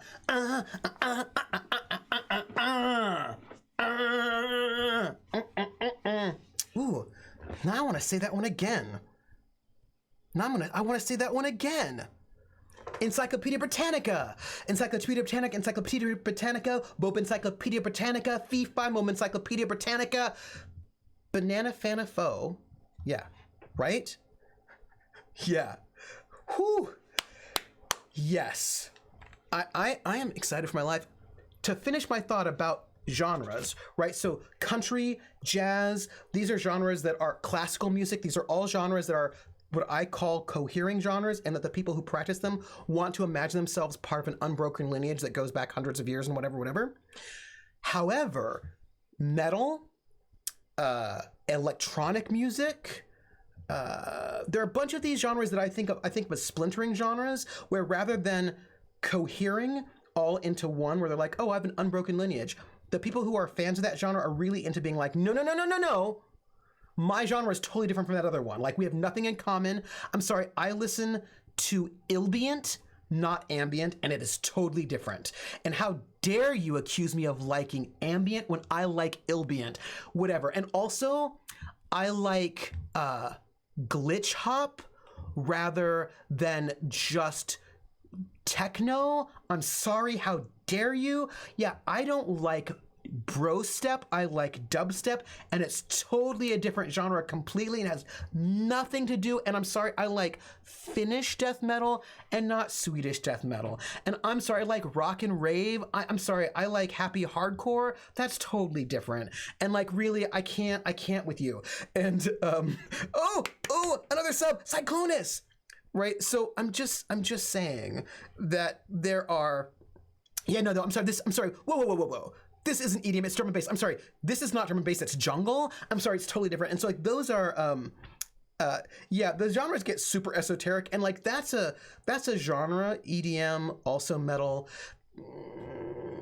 rock kind of, where they don't want to be part of an unbroken lineage, they want to break, right? So there's a big difference between country or jazz and metal and EDM in terms of, and if I wanted to, I could split jazz into 1,000 different genres, or country into 1,000 different subgenres. But the jazz in the country community don't want to do that, but the EDM community and the metal community do, which is just interesting because that's interesting that's this group wants this group wants this. Like that's interesting to me. That said, Cyclonus. And then there's punk, which punk fans insist is dead, and everyone else is like, no, it's not. Yeah, that's also really interesting. Like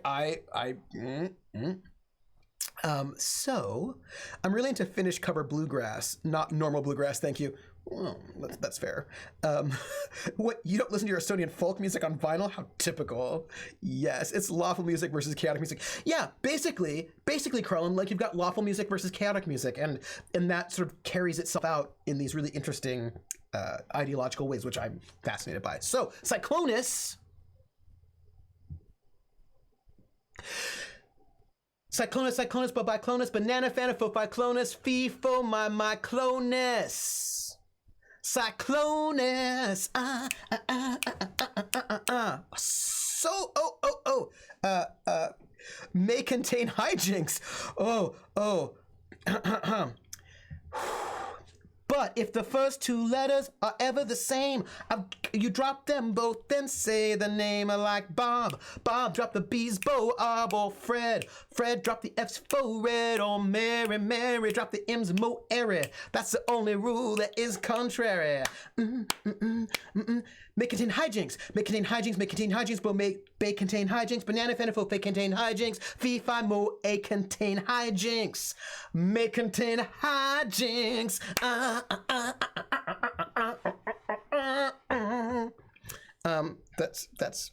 That is what I'm trying to tell you. That's what I'm telling you. That is it. There is discussion about Beethoven's ancestry. No one really knows what's up with him. People talk about it. I think I'm a little bit less interested in what Beethoven's actual ancestry is, and more interested in how people lose their mind if you intimate that Beethoven might not have been 100% white. There are people who lose their mind. They lose their mind. Lose it. And that's interesting to me. Like, why are you so mad, bro? Like, I mean, we don't know, really, right? I mean, maybe not. Maybe. I don't know. It's unclear. I don't think we'll ever know. But thank you, Rissa. Ooh. What if I say, Krellin, they would lose their mind, right? They would lose their mind if you suggested he was part French or part Jewish or part whatever. They would lose their mind. And I was like, so you want to talk about that? Like, why are your feelings like that? What's going on? And that's interesting to me. That's interesting to me. Asian Alexander says, if someone wandered in here and didn't know what Trooper does with subs, they would think this man is having a breakdown. Maybe. Probably, which is fair. Also, hey, Ace and Alexander, how you doing? Crumb's like, I could use some ambient music right now. Like people who lose their mind at historical figures being queer, but it's usually worse. Yeah, and I'm like, because there couldn't be black people in Europe till 1750, Trooper. And you're like, but there were. I don't care in the genre as long as it's done in bagpipes in D minor. Well, you know, W. Carter, as we learned from This is Spinal Tap, D minor is the most romantic of all keys, as we know. We have our first name game. Wait, which is bullshit. We have sources. I know. Wagner would roll in his race. He would roll in his racist grave. Because if he wasn't 100% white, they'll have to invent a new genre of classical puts music in and explain. Yes. Oh, hey, there's a gift sub to Share.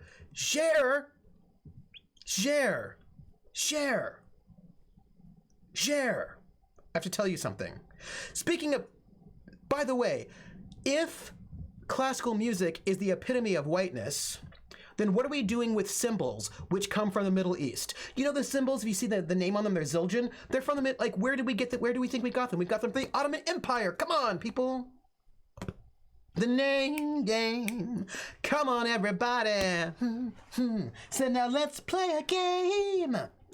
I bet you I can make a rhyme out of anybody's name. The first letter of the name, treat it like I wasn't there. And then a B or an F or an M will appear. And then I say bow at a B, then I say the name, then banana, fanner, and foe. And then I say the name again with an F, very plain, then a fee, fi, and a mo. And then I say the name again with an M this time, and there isn't any name that I can't rhyme. Ger, bo, bear, banana, fanner, fo, fair, fee, fi, mo, mare. Ger. Ooh, it's so exciting. I love that. It's just the same white culture thing where racists need a glorious past pretend they want to return to, but it wasn't real. Like, there wasn't a white culture 500 years ago. There were, like, Swabians and Burgundians, and you know what I mean? Like that, like, it's just, Banter, I've started making a point to talk about POC in Scotland in the 1700s and 1800s on my tours. The sour faces and stuff I get from people, oh my god. But it's like, that's what, you know, I'm just saying. We stole them just like most of them, yeah. The only thing white people invented was stealing. That was a joke. Haggis? Well, it's tricky. There were folks that couldn't handle thinking of anyone but the creamiest white. But the thing is, the British Isles are a melting pot. Even if you go like way, way back, you've got Celts, you've got Angles, you've got Saxons, you've got like Vikings. Like, it's like there were Romans. Like, it's not like it wasn't.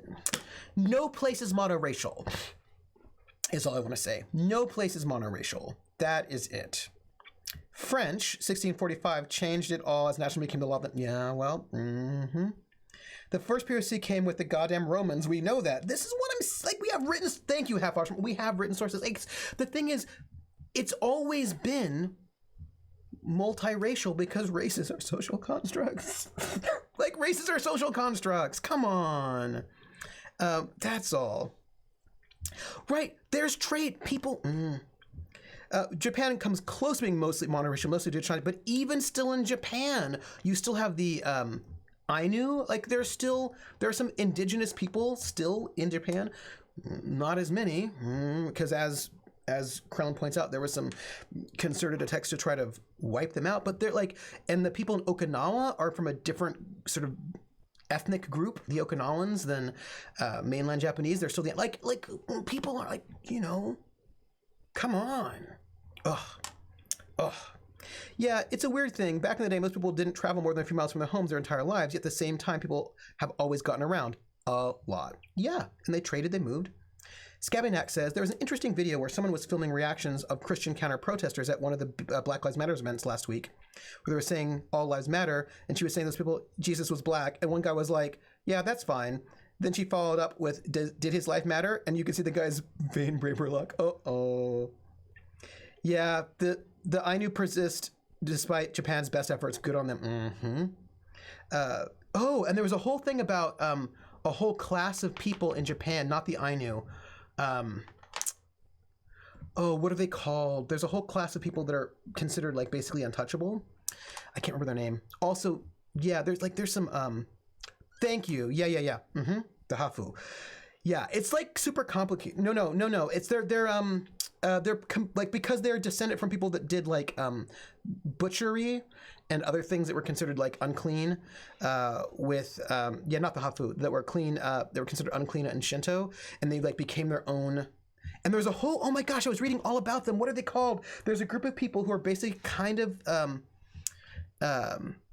considered racially distinct, sort of, but they're actually class. But you know how class and race can be sometimes a little bit interchangeable. I wish I could remember their name, but they're a group of people in Japan, and they're not even talked about. They're very, very, they're really oppressed. They're very, very oppressed, and it's like generations after generations after generations of sort of oppression of this one group, sort of based on class, but in a way that class and race end up getting like weirdly, or they were a class, but then yes, thank you, Krellin, thank you, the Barakuman, thank you. So like, people.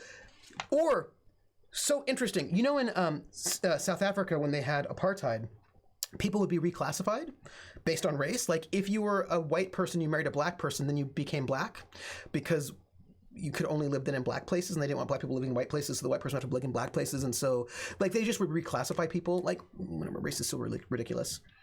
I guess humans have to always define people less than them so they feel better. This is the root of social structure. But I feel like we don't have to. You know what I mean? We don't have to, and we should just stop. Let's not do that. That's what I'm going to say. Classism, racism, and sexism, almost the same, but different enough in ways that folks keep falling for the different flavors. Mm-hmm. Share says, I should know this. I studied Tokugawa, Japan. Thimblet says, a vid essay I watched recently described how the word race originally referred to kinship groups. And then at some point, I forgot when, I think in the 17th century, 18th century, I was reading a thing about it. They had to do, but I'm sure it had to do with commodifying like people. Yep. Turned into pseudoscience, grouping physical. Yeah, it was totally pseudoscience, made up. God damn, I know I'm an ignorant, educated idiot, but you all just made me realize to what extent. Critwitch, but we all learn together. That's the best part of it. That's the best part of it. Should we even do this? Like, we actually don't have to. The problem is that the myths of less humans are they are profitable, and that makes me sad, right? That they become profitable. It allows you to steal people's stuff, their land, their bodies, and that makes me sad because we don't have to do that. We don't have to do that. And I'm going to just say it. Let's not do it. Hey, world, listen to me. Let's not do that. Ta-da! That's it. Let's hope that me putting, like, I'm on the internet. Hey, internet, let's not be bad to each other. Oh, Trooper, says Half Lost Hermit. If we want to go back to music and punk, you lived in Germany. Do you have Die Ärzte. Yeah, I love Die Ärzte. I had their, like, when I was there, their big hit song came out, Arschloch. Oh, that's not what it was called. It was called, I think I might be able to play Mach die Augen zu on the banjo. I learned it at one point in time, although I haven't played in a long time, so I'm totally rusty on it. So remind me, and I'll try to re-get Mach die Augen zu on my fingers, and I'll play it for you all because I love that song. Yes. This is what I'm trying to say. I'm gonna practice Mach die Augen zu because it's such a beautiful song. I love that song. Oh, breaks my, if you want to get angsty about like sad emotional stuff, that song is a good one. Oh man, can you imagine the freak out bigots will have once we revisit the doctor and get our melons adjusted? Schrei nach Liebe, that's the one. Great song. Oh, Half Lost Hermit, I will play Mach die Augen zu. It makes me gets me all teary. I love that song. I want to play it right now. You were an angsty teenager when that came out. I said, oh, Yeah, I was probably just a little bit older than you, but I was in my early 20s, and I was like, oh, this song, oh, my feelings. You know how it is. You know how it is. I'm gonna play it. I'm gonna play that song. I'm gonna see if I can get in some practice and play it on maybe on Saturday. Saturday's my banjo day, so we will see if I can play it. Die Ärzte, Schrei nach Liebe, Schrei nach...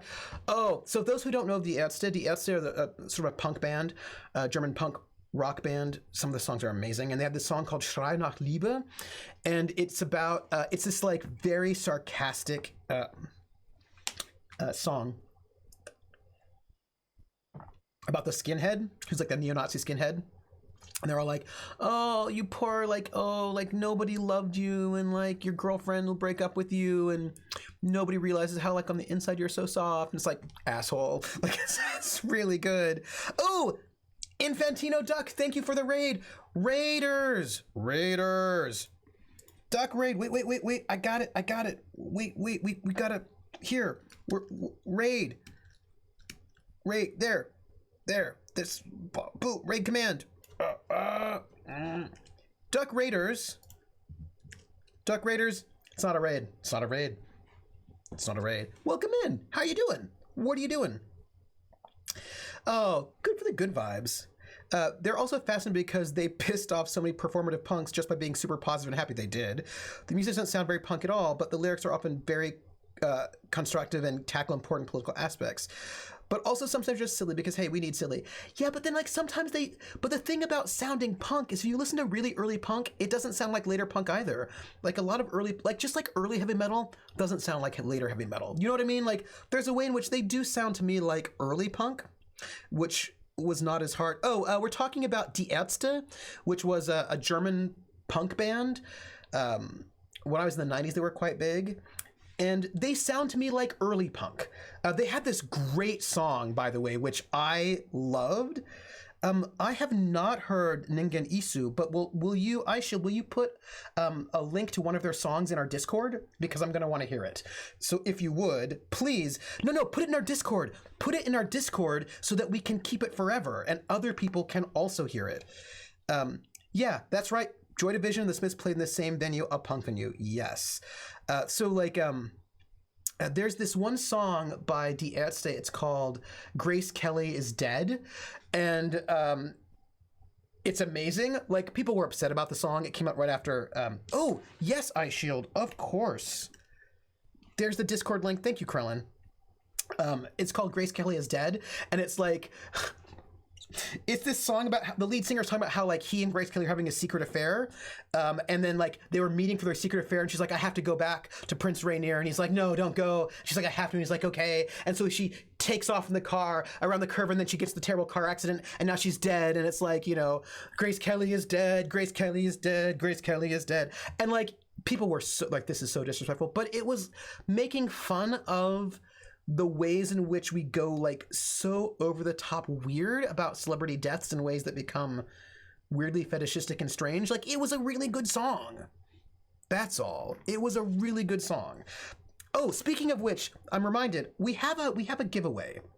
Our giveaway for today is Street Fighter V, and just make sure you speak in chat within the next 5 minutes, and then I will do the giveaway for Street Fighter V. We're gonna do it. That's it. I just want you to know we have a giveaway. Street Fighter V. Just make sure you say something.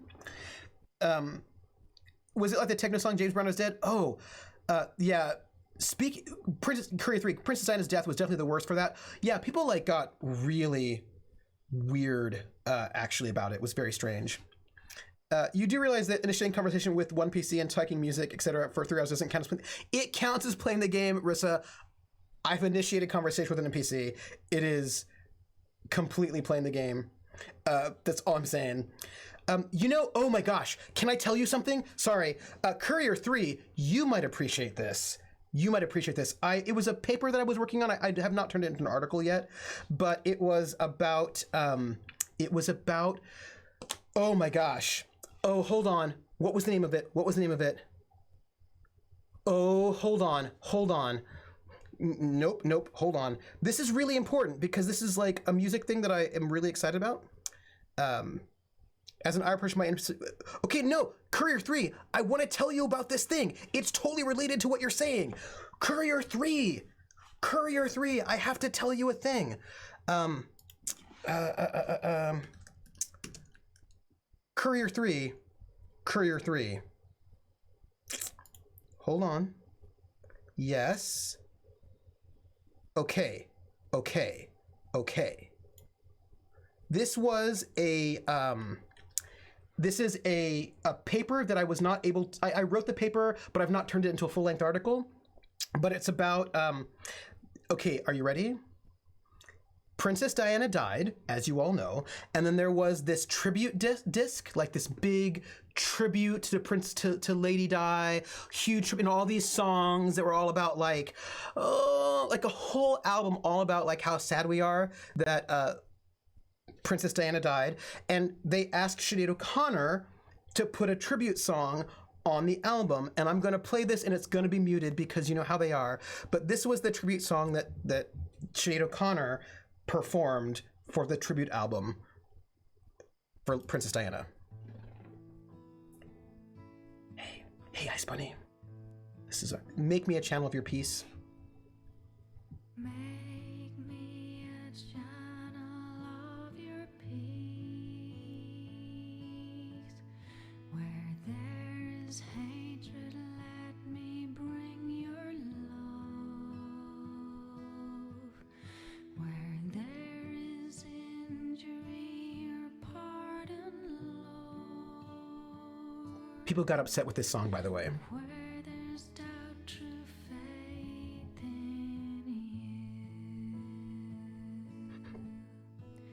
Make me a channel of your peace. Where there's despair in life, let me bring hope. Where there is darkness, only light. And where there's sadness, ever joy. Oh, Master, grant that I may never see so much to be consoled as to Wait for it. console, to be understood as to understand, to be loved as to love with all my soul. Make me a channel of your peace. It is in pardoning that we are pardoned. It is in giving to all men that we receive, and in dying that we are born to eternal life. Oh no, it wasn't in there. Hold on. Oh, wait, they cut it. So what in the longer version of this, she then breaks out into an Irish jig. Like it basically, it's all like slow and like, oh, and then it just like busts out into this like high, fast, raucous Irish jig at the end. And I was like,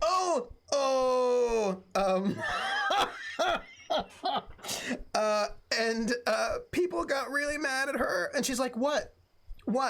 Yeah, so she yeah. And so like there's a version of it where she busts out into this big, raucous, joyous Irish jig. And I was like, well, isn't that interesting? And like but it starts all like, you know, oh, right, like that, and then and so I was just like wanting to sort of talk about the ways in which, like an Irish wake song, that people did not appreciate it. Like the British were like, no, yeah, like a jig is a dance, and she just sort of went. It was super upbeat, and some people did not appreciate. They thought it was in poor taste, and I was like, you go, Sinead O'Connor, you do your thing. You know, you do your thing. Yes, and so I was very amused by all of that, is what I'm going to say. I was going to play the game more, but then I have to do the giveaway. As the saying goes, you'll have more fun on an Irish-Scottish wake than on an English wedding. Mm-hmm. Carlin says, I remember when Americans who were really upset over Catholic getting elected president in less than 30 years early were outraged when O'Connor took a picture of the Pope. And she was right, by the way, because she was wanting to protest child sexual abuse in the Catholic Church. And people were like, that's not happening. That's not true. And they ended her career. And she was right, though. Whatever. That's all. Sinead O'Connor deserves a lot more love. Okay. Homework. If you have never heard her first album, The Lion and the Cobra, go listen to it. This is I'm sure it's on Spotify.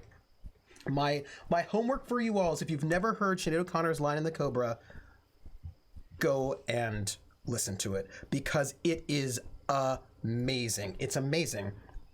It is can't you? I don't know why you. I watched her live concert live when she did the thing. Oh yeah, I mean, she. Oh yeah. So what I'm trying to say, right, is that she totally, yeah. By the way, we're gonna get the winner. Is what we're gonna do right now. Also, I need to highlight that. Oh, weird. I don't know what that. I feel like. I don't know what that's about. I don't even know what that's about. Weird. Yeah, homework is optional. You don't have to listen to it, but I'm telling you, that is. Also, it's really important. That album is an important album because it happens in the like 88, 89, and it really helps prefigure. So okay, work with me for a moment. By the way, I see. When Scratus added banned words, he banned a lot of curse words. Oh, thanks, Krellin. Oh, huh. I will go look at the words. I don't care about cursing so much. I don't curse personally, but I don't care about it. I think. Oh. Well, we'll have to just. I don't care about F. Take it off. Yeah, I'll just take it off. I don't care about that. By the way, who's our winner? Nightbot. Krellin. So those of you who are new, who don't know this, Nightbot likes to troll Krellin by giving him games that he does not want. Just how it is. This is how it is. I know how Krellin's going to say no. So let me see. Nightbot. Rissa. Fighting game, a beat 'em up. How are you feeling? How are you feeling about a nice beat 'em up game? Can do some punches. Nightbot is the biggest troll on Twitch. 100%. No doubt about it. I've got to get that song because I know I had it. Thank you, Rissa. I'm gonna send this over to you right now. Yeah, I've got to find that version because I had it because I was writing on it. The Sinead O'Connor, where she upset people in ways that make me really, really excited. Like that makes me really excited. Well, do your thing. I'll get it to you. They didn't teach you bad words in Germany? Of course they did. I thought the first thing you learned is what not to say. Oh no, I lived in Germany for 5 years. I learned some bad words, but I always thought that German curse words are so funny to me, because people curse in different ways, right? My dad would say this curse word. My dad, Italian American, although he learned his Italian from like his grandparents. So his Italian was like turn of the century Sicilian dialect, but he would say these things that I thought were hilarious. And so one of the curse words he'd say was Madonna della carne, and I was like, well, Madonna della carne. It's like, that sounds like Madonna of the meat. And he's like, yep. I was like, so one of the worst curse words you could say was Madonna of the meat. That's weird. That's weird. But like, hey, you know, there's a whole research into fecal-focused curse language versus coitus-focused language. Yeah, isn't that interesting? And then like a lot of the Italian stuff was like about profanity, like, but I mean that by like being profane, like against the gods. So I thought that was funny. But then, okay, so there's this one that I think is amazing in German. So there's a bunch of exciting German curse words, and one is I'm going to use a bad word, everybody. Fick dich ins Knie, which means fuck yourself in the knee. But I don't think that's actually physically possible. So that's interesting. And then one is Arschgeige, which is ass fiddle. And I don't even know what an ass fiddle is, but that makes me laugh quite a lot. Maybe the knee bend, like, it's really hard to sort of like, you have to like fuck yourself in your knee. And like, how do you even do that? I don't even know. And so then, but like also like, Arschgeige, like an ass fiddle, like what is an ass fiddle? What is that, and why is that your curse? That's what I want to know. Oh, maybe really well endowed, but I feel like if you're that well endowed, I feel like that's not an insult anymore. That's all. I used to be an adventurer, and then curse word sentences that make you stop and think, is that even physically possible? Are the best, right? Yes. Oh wait, Scabbynack, we should probably add that as one of our phrases for what we learned. You're right. We're gonna add that quote. Thank you, Scabbynack, for reminding me. We're gonna add the quote. Add quote. I don't even know what an ass fiddle is. Yep, we're adding. We have a new quote, everybody. We learned a new thing. We learned that I don't even know what an ass fiddle is, and I don't even know it. That's all. Okay, so let me yeah, here we go.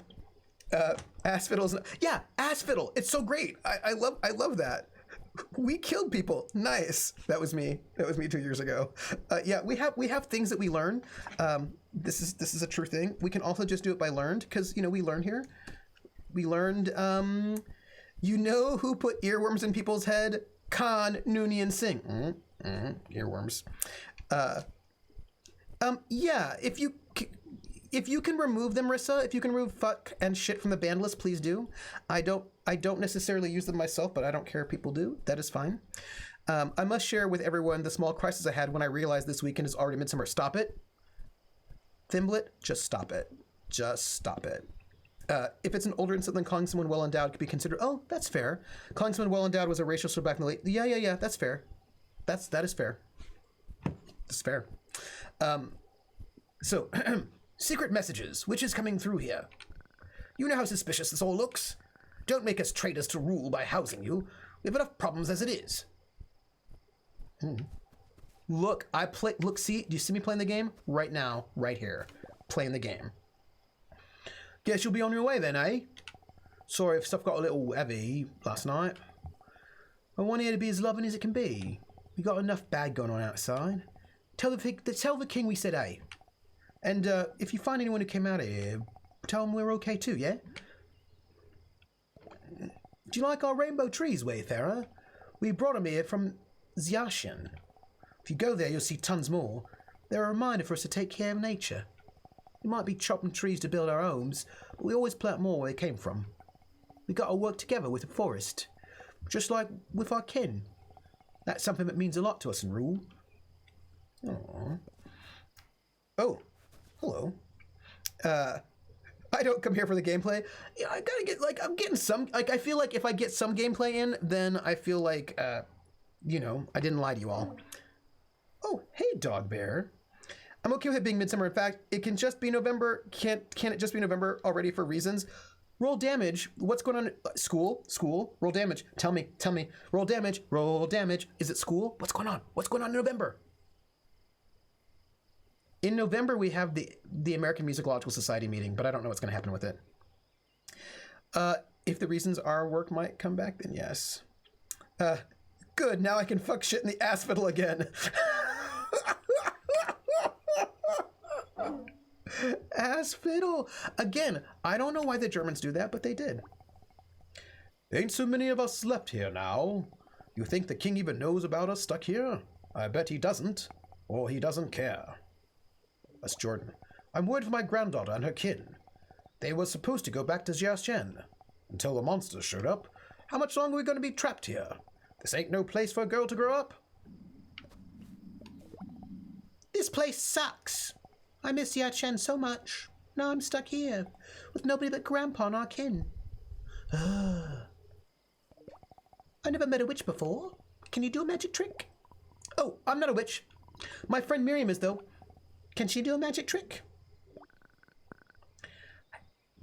I feel like if I ask her, she'll get mad. What are witches like? Well, Miriam is really grumpy all the time, but she's also really cool. One time, she fought the hero. So she's grumpy all the time and she fights the hero? I guess that's why everyone hates witches. Wait, that's not what I meant. Oh, okay.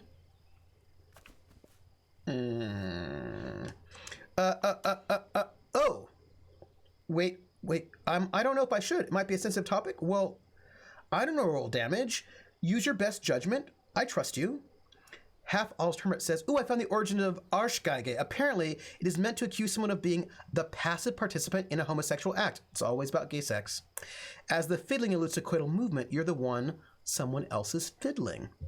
You know what? It's always about gay sex. Always. The election? Oh, it's the election. Right? Roll damage. Huh? Clearly. I'm looking forward to it. To fiddle 19th century is a phrase for to fuck. The connection was made by a professor in Graz, Austria. I love it. I want that clip. It's always about gay sex. By the way, I have a bit of fun queer music-related trivia for you, which I'll say before I stop. Okay, so there's a song. Yeah, I hope so too, roll damage. So there's a song by the Comedian Harmonists, which is a German band from the 1930s, in der Bar zum Krokodil. And in dem Bar zum Krokodil, am near. Der ganzen Inkognito, banana. Den ganzen in Dreivierteltakt. Der ganze Nacht in der Rumba und Dreivierteltakt. So basically, it's about gay sex. So, no, Ger, I sighed at you with love. Ger, I sighed at you with love. So in the song, the song's about this guy. It's in ancient Egypt, whatever. And there's a guy who has a wife, and he's too old and can't do it anymore. The sex. So his wife goes to the bar, the bar to the Crocodile, and she goes there every night to the bar in the Crocodile. And in this bar, she dances 3/4 naked, rumba and 3/4 time. But in the 20s and 30s, dancing 3/4 time, which is a waltz, by the way, was slang for being queer. So the wife of the dude who can't do it anymore because he's too old goes to this queer bar and dances 3/4 naked with lots of other ladies. There you go. Even Latin has distinctions there. We had a whole Latin lesson in school once derailed by our Latin teacher who brought in a whole set of Latin curse words in a Catholic private school. Senatus is passive homosexual, and the only fucking Latin word I remember. The active person is just dandy, just the passive one that gets the bad rep. Always how it is. Curious, how many languages do I speak? Oh, yeah, they were 1/4 not naked. I speak English. I speak German fluently, although it's been a while. Like, I haven't lived in Germany. Like, I left Germany in 1997, so my German's a little rusty, but like and my written German is terrible, but that's because written German and spoken German are totally different, especially if you learned how to speak German in Bavaria. So I'm fluent in German. I am bad in Spanish, but I have some Spanish. My Spanish is not great, but I have some Spanish. It could be better. It could be better. My Spanish could be a lot better. I used to be much, much better, but I learned Spanish before I learned German, and then when I was in Germany, then I kind of lost my Spanish, and so my Spanish is not great, but I've got some Spanish, and ja, mei, Herr Faust-Hermit, ich kann schon sprechen, ein bisschen Deutsch. Ja, war mal nett. Ich kann schon ein bisschen so beide sprechen, ja? Ich kann schon, kannst du schon sagen? Ja, mei. Ja, schon. Fangen wir nicht an mit dem Bayerisch. Ja, ich spreche mal ein bisschen Bayerisch, spreche mal nicht so irgendwelche so Saupreis. Das tun wir nicht hier. Ja, hier sprechen wir gut Bayerisch oder was? Ja, schon, das. Ja, du wohl, ja, weiß ich nicht. Das machen wir nicht hier. Sprechen wir Bayerisch hier. Sagen wir, es ist nice to be a price, but it's higher to be a buyer. Ja, genau. Das sagen wir. So the strange thing about ancient Egypt is it has the oldest book about moral behavior, implies it is immoral to be gay trans, written in 2500 BC. Though bad rep, it shows we have been around. Oh yeah, totally. I think I have to force you to talk some German so you don't lose it. Maybe. Ja, Bayerisch ist was Besonderes. Ja, das stimmt. Das stimmt genau. Funny you have to look drunk to pull off the accent. You know, I did learn it in bars, so that's true. I did learn my Bavarian in bars, because only in bars did people not speak English. Oh, you speak... I do not speak French. I wish I did. Das Bayerisch versteht man zu gut. Das ist zu gut. Sag mal. I remember if you ran to get the Saupreis, it must be Bayerisch or Austrian. That's fair. That's fair. Almost the same. When I first was in Germany, we're gonna need a phrase book. When I first was in, let me just so you know, I'm speaking super dialect, Rissa. That's what I'm doing. Polish Cryptid, raid of 13. Woo! Welcome in, Polish Cryptid. Wait, I'm gonna give you our raid command. Raid. Here you go. This is not a raid. It's not a raid. It's not a raid. How was your stream, Polished? How was it going? What were you doing? How did it go? Oh, thank you. Well, you know, I learned German in Bavaria, and I remember, and I will explain this to you all. I remember when I was, we did write some Pig Latin. Some follows. Hey, I always feel that somebody's watching me, and I have no privacy. Whoa, I always feel that somebody's watching me. Tell me, is it just a dream? Thank you for the follow. Both Fine Wine Dionysus and Attack Trick, thank you. And also for all the raiders. Come on in my house, come on.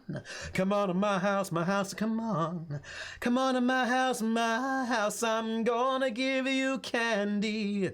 Come on in my house, I'm gonna give you everything. Boop-a-doop-a-doop-boo. Yeah. You were playing Afterlife as part of our character. Ooh, that sounds cool. That sounds cool. Half R says, our Minnesotan exchange students were fun. One of them started to pick up the Austrian dialect. She got into so much trouble when she went back to her school. Hey, I'm there. Almost, but I've still got some minutes before we finish out this screen. So look, I'm going to explain this to you for those who do not speak German. When I first got to Germany, and I hadn't been very long, I was out on the street, like late at night on like a Friday or Saturday, and I was waiting for the streetcar to take me back on base. And the streetcar in German is Straßenbahn. That's how it's the Straßenbahn, right? And if you wanted to ask someone, when is the next Straßenbahn coming? You'd say, wann kommt die nächste Straßenbahn? And I'm sitting there just being my old American self who speaks no German yet. Oh, thank you, courier. And this guy walks up to me super drunk, and he's like, ja, wann kommt die nächste Straßenbahn? And I was like, oh, I'm sorry. Entschuldigen Sie bitte? And he's like, ja, man kommt in der Straßenbahn. And like, I did not realize that Straßenbahn was Strassenbahn, because I was like, oh, but I learned. Oh, good night, Courier 3. You're awesome. Awesome. You still have so much. Oh, here's the thing. I'm an extrovert, so y'all give me energy. I'm still wearing my suit, but see, we just go tram. That's it. But it was hilarious. I learned a lot. I learned that the German. No, you Courier, you. So I learned a lot. It was good. So when I speak German, people who are from Germany can pick up pretty quickly that I learned my German in Bavaria. And if you're from Bavaria, you can probably pick up that I learned it in Augsburg specifically, because dialects are kind of strong. When I got back from Hawaii, I had a hard time because I spoke Pig Latin combo Hawaiian and English. Ooh. I'm so done with this place. Oh, hey. Rissa, I can actually whisper you now. Rissa, I'm whispering you. Here you go. Boom. That's your code for Street Fighter V. Also, side note, in case anybody wants to know, we just finished out. Rissa is my guinea pig for Cthulhu Confidential. She's my offline Vivian Sinclair, and we played through the second Vivian Sinclair adventure. We took 4 sessions, but I think we can get it done in 3. So I'm just saying, when I move to New York, I'll probably talk to Jackie Dash, maybe, to see if we can get a next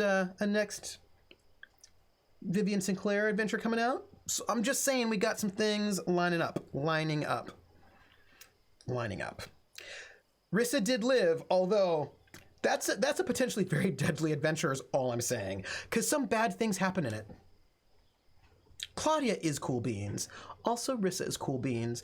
And I just want to know whether or not Claudia's Vivian Sinclair will allow people to be murdered. Just curious. That's all. Although I don't know that Jackie's will. Yeah, I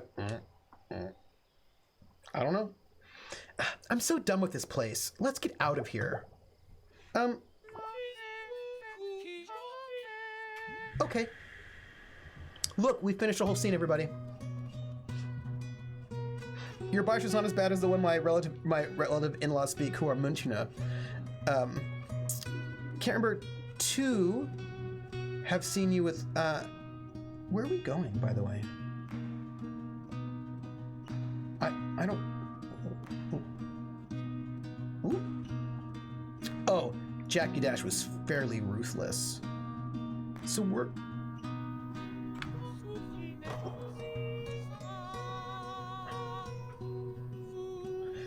Did you miss anything important? So yeah, I did one. I did one Cthulhu Confidential with Jackie Dash with Claudia. That's on my YouTube. On the YouTube, it was 3 sessions, I think. Here, let me. It's in the so the ones there are. Oh, Jackie's Vivian will always pull the trigger. So on the YouTube, the first big section are the RPGs, and then after that are the video games. And if you look at the playlists, I've got the playlist for the Cthulhu Confidential, and on that one you can see Jackie Dash as Vivian Sinclair, and then also AJ Algernon Bolden as Langston Wright. So those are there. And then there's one more that you can find a little bit lower, which is the Cthulhu Confidential I did with the amazing Drunkly Romantic Best Kind of Worst Marcus. That one, however, the first episode is missing. It's a 3-parter, and the first one is missing because it got eaten up by Twitch, sadly. In ways that make me sad. It's like... Hey, see, look how much progress we're doing, everybody. I feel... Is that a bear? Does that look like a giant monster bear to you? Oh, hey. Oh, hey, Lil B. Who's this? Oh, just like an old buddy. Jackie's Vivian lets someone get eaten in part. Yes, she does. Yes. I feel like it is Bigfoot. She's in cahoots with the hero. Cahoots, huh? Lil B, I'm in cahoots with, like, everyone. You're all my special little buds. I don't pick favorites. I don't like her. What happened here? Big fight. A monster bear, what do you think this is night in the... Maybe. Between Audrey and some monsters, I mean... Me and Audrey are, like, still cool, haha. It was, like, crazy. Like, the monsters were all like, blah, blah, blah, rah. Audrey was all like, swing, zap, kapow. She's just so cool, you know? She, like, saved the city, like, big time. I think now they're, like, celebrating with her. Oh, great. So she's here. Now you all get to, like, hang out more. I don't think I want to see her. She sucks. She's, like, really not that bad. Want you to know her at least. But okay, like, I'm out. I was just, like, zoning out here, you know? Like, didn't expect to see ya. But, hey, good luck. On the whole, like, Earth Song thing. Love. She seems really violent. I just want you to know, we did a lot of... Oh, it's her.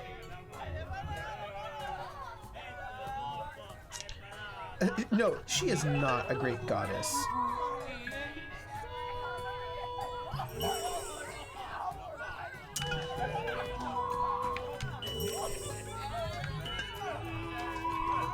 So there's like this butterfly that I don't even know what to do with right now because I forgot how to use butterflies. Well, let's go over here. She didn't notice us. She definitely did. But she's being too cool to notice. Pfft. Joke's on her. While she's getting busy fawned on, we can go straight to the king. Deliver your silly message and then get a head start on the real quest. End of the world, Overseer Song, remember? Sounds like a plan. Oh. Pet the animal. Aw, animal gives love. Zashin Palace up this hill. We should go up the hill. But we're getting distracted. By butterflies. Why are we getting distracted, do you think? What's up with us? But I'll tell you what, we are getting distracted. And I realize that we probably shouldn't, but we are. 'Cause, you know, people in this city treat foreigners like a disease. It's cruel. I hate it. I came a long way to be safe from the war, but here I'm an outsider. And with monsters attacking us now, I guess it's not safe either. I can't believe Shandesh would really send giants. They're way bigger than the little guys in the forest. But hey, this whole conflict is crazy. I think we all want it to be over. I'm sick of this hot weather. Terrible for my skin, too. You can buy something if you want, by the way. But you don't seem like the jewelry type. I don't know why Lala's a shadow. It's quite curious. Also, we're avoiding, in all ways, the things we're supposed to be going towards because... Oh, I don't want to exit the city. Yeah, maybe because, like, it's all young, you know what I mean? Like, young shadow self sort of stuff, perhaps? Maybe not. Maybe it's not young shadow stuff, but look, it could be young shadow stuff is all I'm saying. I really feel like when I write the recap of what we did today, I'm gonna feel really good about how much progress we got in this game and how people are gonna be really jealous of our boogie. Oh. Relax at the Ziashin Lodge. Oh, hey, we're talking to all the people, everyone. Hey, I'm sitting here. You want something? Steve. Everyone's so uppity about this hero gal. Not me. Don't give a crap. As soon as somebody's that popular, I get kind of suspicious, you know? Nobody's that good. She's a giant phony. Has to be. If she was a real hero, maybe she'd end this stupid war. It just goes on and on and on and on and on and on. Who has time for this crap? Steve knows what's up. Just gonna enjoy my spot. Okay, Steve. John Palace up this hill. Hey, I'm still going to the palace, but I'm just going a different way. So apparently I'm not as being distractible as I normally am. Oh, Palace Gardens. Ooh.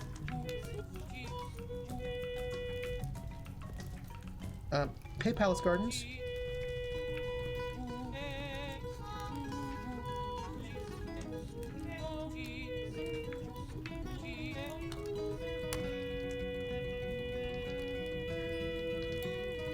The place... Well, you know, let's, Oh, hey, it's our dancing dude. Hey, dancing dude. That's cool. What's up, hippie dude? Mask. Oh, yeah, hey now, wanderer. Like, you again. What are you doing here? Me, I'm like catching some sun. Sun's good for you, wanderer. So warm. Just feels right, you know? If I found a great place to catch the sun, a high up spot in the desert far from here, if you find it, well, I better not say. It's for you to discover. Hi, Mr. Puddins, how are you? There are a million, billion suns like ours. Learn the dance. I think I met this person that you have, and that person was not sober. But ours is like special to us because it like gives us life, you know? And it gives more every day. Just gives and gives and like gives. We're so lucky to have that. We humans, you know, like, we aren't like the sun. Sometimes we give and like, sometimes we have to take too, you know? When we feel lost or sad, I think the sun's there to remind us that like, you know, like it ain't all bad. And it's like always there, you know, like reminding us, even when we can't see it, you know, behind the clouds, like it's there. The sun is like there, you know. For Lasanto, you may have missed most of the stream, but you did not miss most of the gameplay. Yeah, and I'm gonna start like talking about auras now and like crystals. This voices me after a couple doses of special fungus. So I'm saying, you know, it's like you gotta find it, you know? It's like your journey, man. It is Burning Man. And we're going places. Oh, hey. Hey, look. Cool. Hello. I'm channeling, you know, on Wednesday's the 24th and a half year to Xmas. I'm just channeling some of my students. Hello? We're here to meet the king or whatever. Can you, like, go get him or something? Absolutely not. In case you haven't noticed, we are at war. It's my sole duty to protect the king from harm. So we're not allowing anyone in or out at this time. Especially not any witches. What? That's ridiculous. Nobody? What about you? You don't go in or out? Obviously, we make some exceptions. We've invited the hero for a special visit. But unless you are of her caliber, no way, sister. Ah! Her? Of course it's her. However, you can feel free to enjoy the exquisite castle garden. Oh, sure. I'm gonna just ravish your stupid garden. Can't get enough. Maybe I'll eat your stupid trees and flowers, Miriam, because they're so exquisite. We should go, Miriam? Yeah, sure. Do you think we can sneak in, maybe? Somehow? Like a sneaky sneak, maybe? Woo! On that day, Miriam turned from a witch into a druid, ravishing gardens. Speaking of druids, so here's a thing. It's an RPG conversation that I just want to bring up with you all. How do we get to the gardens? How do we get to the gardens? I feel like there's a trick here. So look, here's the thing I want to tell you. Oh, she has thoughts. I still want to tell you something. Gah! I can't believe this. What do we do now? Well, we could forget about your ghost message. No, we can't do that. It could end the war, Miriam. We can't quit yet. Well, then we can talk to your good buddy, the hero. No, definitely not that either. Those are the choices. I think we should focus on finding the Overseer song. But you do you.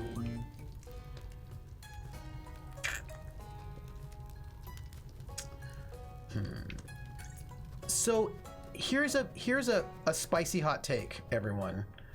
It's my spicy hot take that's very controversial. Oh. Ravishing Gardens by Smashing Pumpkins cover band. Love it. So here's the thing. There's a thing that I keep seeing people say. I need to watch Elric the Wanderer and his friends. Just want it. There's a thing that people are saying online quite a lot, and it's like their spicy hot take, which is like, clerics don't have to be religious. They're like you don't, like in D&D, your cleric doesn't have to worship a god. And like there's a whole thing about how like none of the religious classes have to worship gods. And oh, thanks Vorluk Totur. Perhaps we will see you tomorrow for City of Light and Shadows at 7 p.m. Eastern, or on Saturday at noon Eastern for some Outer Worlds. You know, do your thing. And here's what I'm gonna say about clerics and gods, or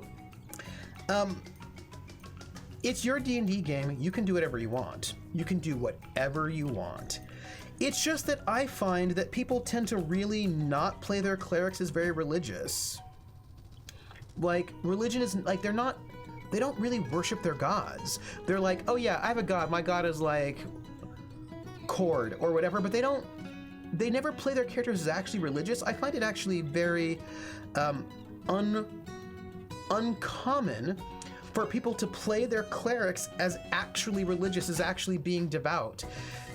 Yeah, divine magic, totally. And so like for me, I think it's actually kind of a less done thing to have your cleric actually be religious. And when I say religious, I mean not just when they want something, you know? Veritor's like, I've seen folks play warlocks more religious in 5e than clerics. Yeah, me too. And so like, I'm actually kind of excited for religious clerics. And when I play clerics, I tend to actually make them religious. For real though, not like they never talk about or think about religion until they're like, hey, can I do that divine call thing? You know what I mean? Like actually people who are like wanting to minister and do religious things. I've had issues with people thinking judgmental equals religious. Yeah, although, I mean, what's interesting is that some of the most judgmental classes I've seen are the paladins, and it's now really popular for paladins not to be religious, but they're still judgmental. My last cleric broke because of her god did some shitty things. Ooh, interesting. I might have started with WoW, where divine magic was just another source of magic. Deity bro, like you need a res. Yeah, and like I'm interested. Like I'm interested in exploring things. I'm interested in exploring what does it mean. There are a bunch of things in terms of magic and divineness that I'm interested in exploring, or not magic and not divineness, arcane magic. Like basically, I'm really interested in exploring some of the consequences of what it means to be at their space. Will paladins are judgmental? That's their point. Yeah. Yeah. Yeah. And so I just think And in the end, I feel like you can do whatever you want, right? I had a lot of fun playing a paladin that was really passive aggressive. I played a paladin who was a religious warrior, who was like a crusader, really. It was good. Oh, Rogue steals something, I will pray for your brother. Scabbynack, I had this amazing cleric who was a divine speaker of the Nine in Eberron. And my cleric was not passive aggressive like that, although everybody else thought that my cleric was super passive aggressive. It's just that as a speaker of the Nine, my cleric, part of their theology is that basically all gods are basically aspects of the Nine. So even if you think you're worshiping somebody who's not one of the Nine, you still are. So, you know, it's cool. Because really, even if you think you're not following my religion, you still are. So it's cool. And some people did not appreciate that, but I was like, yeah, you just don't understand your religion. And it was pretty amazing. It was just, let me Claire explain that to you. Yeah, it was kind of amazing. I did a drow cleric assassin. Yeah, they had a chip on their shoulder. They did cause wounds. Nice. I'll look down on warlocks for making a pact. How's that different for getting your past from a god? Yeah, have fun with the dog sitting. I mean, in that world with so much proof of gods, how can we not? Oh, certainly, totally. And it was just this sort of, and the thing is, like in their, they just believed that all gods, all of them were just aspects of their gods. And so they were like, yeah, like you just don't really understand a religion, but that's cool because I'm totally here for you. Like I totally support you. Like we're one because you secretly worship my gods. You just don't know it yet. And it was cool. It was really interesting because my cleric was not judgmental. They weren't like, you're wrong, you know, you're going to like hell, because they're like, oh no, you follow my religion, it's cool. Not everyone else agreed with my character that they followed my character's religion, but my character was like there for them because like we were all brothers under the seven. It's cool.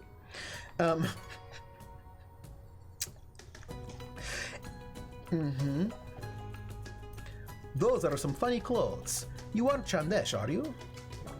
Sorry, I'm military, so I'm supposed to ask. I don't really care. The war with Chandesh has been going my entire life. I really don't care about it. As long as we don't die, I guess. The military is a bit of a drag, but you get benefits for it. And staying in the city is easy. Nothing ever reaches here. Well, except those giant monsters. But then the hero just took care of it herself, so... whatever. The scary thought is, since monsters did make it to here, are they going to make it here again? And what if the hero's not here that time? It's a lot to worry about.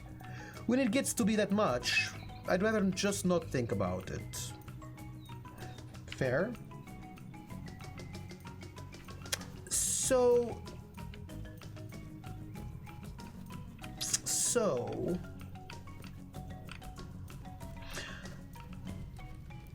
Sea Spider, I think the way that you can be non-religious... Okay.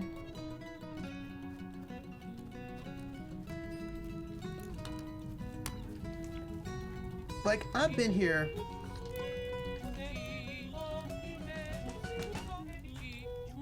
What about the people super not good? I spoke to the people. I spoke to them. Yeah, but there's a difference between acknowledgement and belief. Yeah. Below the fellow you just talked to. Oh, dude with the big hair? Steve? Do you mean Steve? Do you mean Steve? Hello? Steve, yeah. Oh, wait, there's a new person here, right? That's a new person.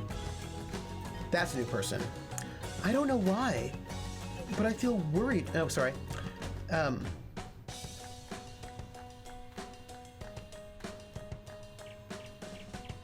don't know why, but I feel worried almost all the time, even when nothing bad is happening. I wish I could just turn it off. Maybe it's the war, maybe not.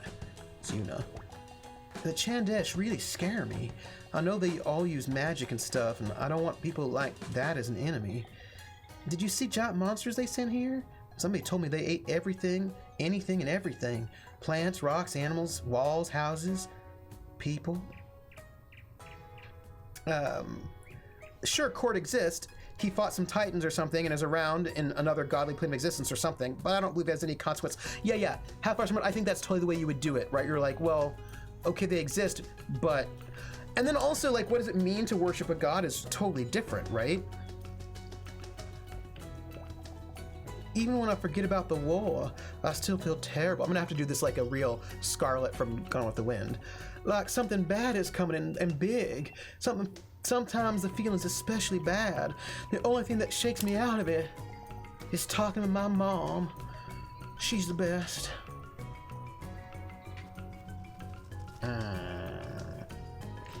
Yeah, I think...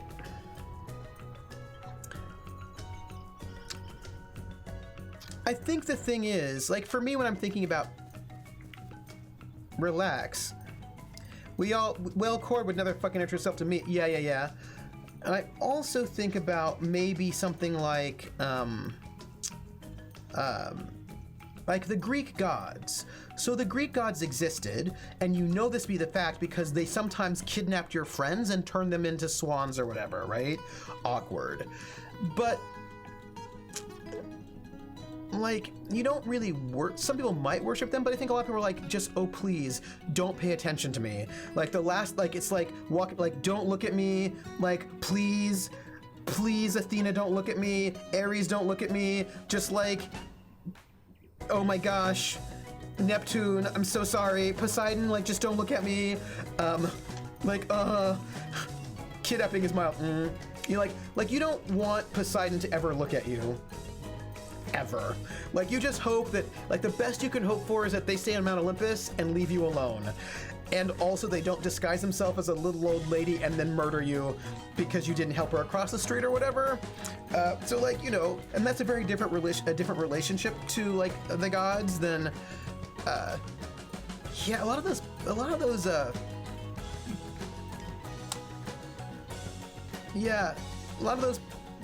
pantheons were not fun to hang out with. You know what I mean? The whole infallibility of monotheism is just an impossible example to live up to. Another girl that doesn't have friends. Sorry, but I don't get the mom is my bestie thing. Some people, you know. Fro Santos says, my hot take, there's a period between cleric levels 8 and 13 where clerics drastically lag behind the rest of the party in terms of combat power. If you focus on building your cleric's religion as you go, clerics can, depending on the GM, get politically powerful in ways the other classes cannot easily achieve. The class has so many options for winning the masses, there's a lot to work with. Yeah, but then you're going to want to have to, you know, role play more things, which I like. Huh! Look how cute my kin is. Ain't he the greatest? We've been together my whole life, you know. If you can't tell, that's a heckin' long time. Ha! It's enough to make an old gal a bit teary-eyed. Sanibel. To get to my age, shard not to reminisce about the old days. The war's been going forever, but feels like it wasn't so bad back then. Then again, feels like everything was better back then. It don't look like you got a kid of your own, but let me tell you, it's a special thing. A companion that's been there long as you can remember, that don't ever leave your side. It's better than family. Better than my family, anyways.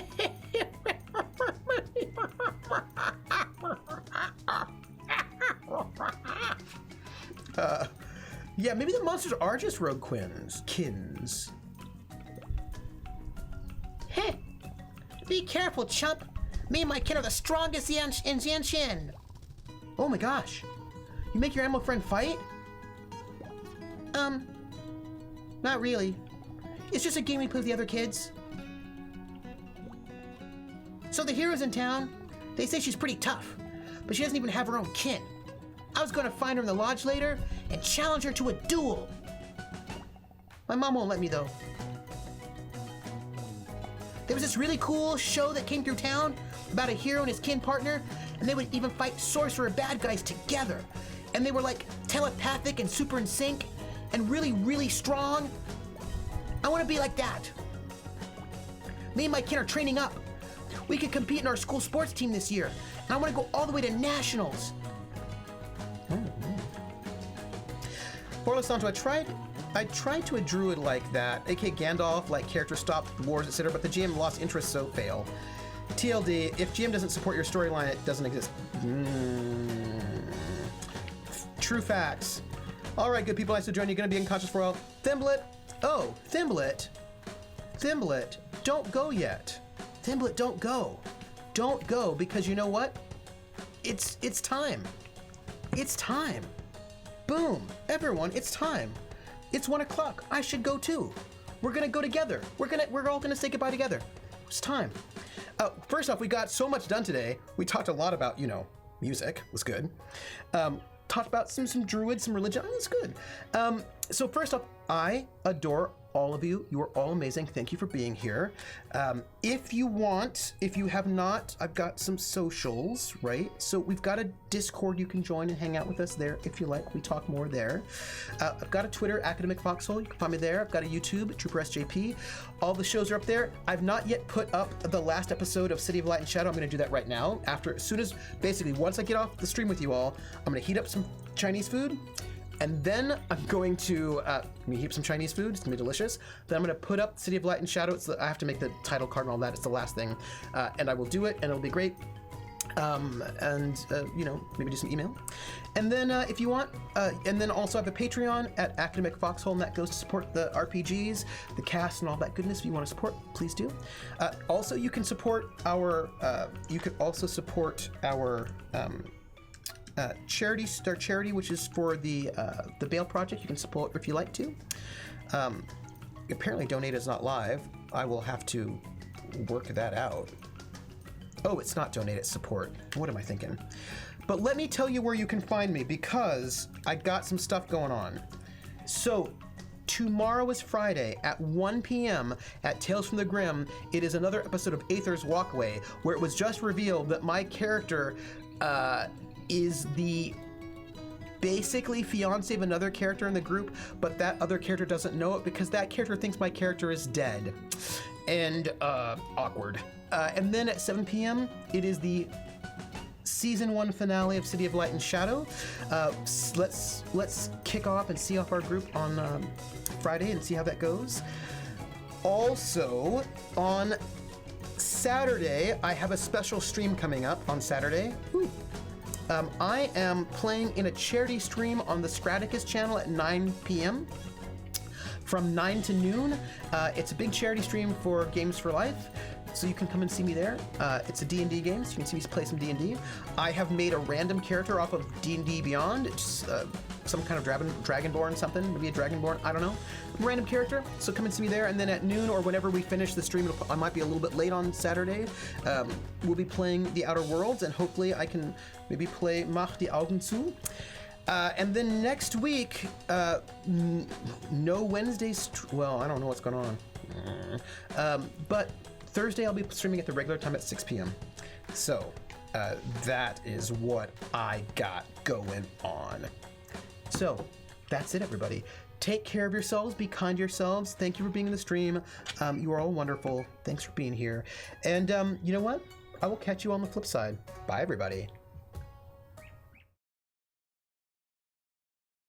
Wait, I'm back. I said bye, but let's just see if there's anybody that we can raid. It's super late, so maybe not.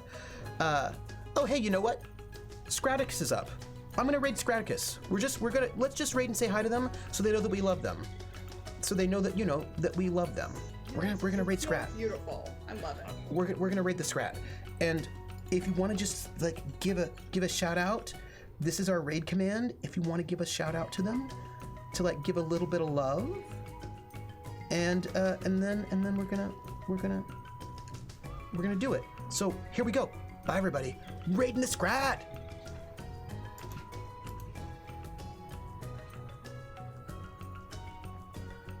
Are we raiding? We raiding?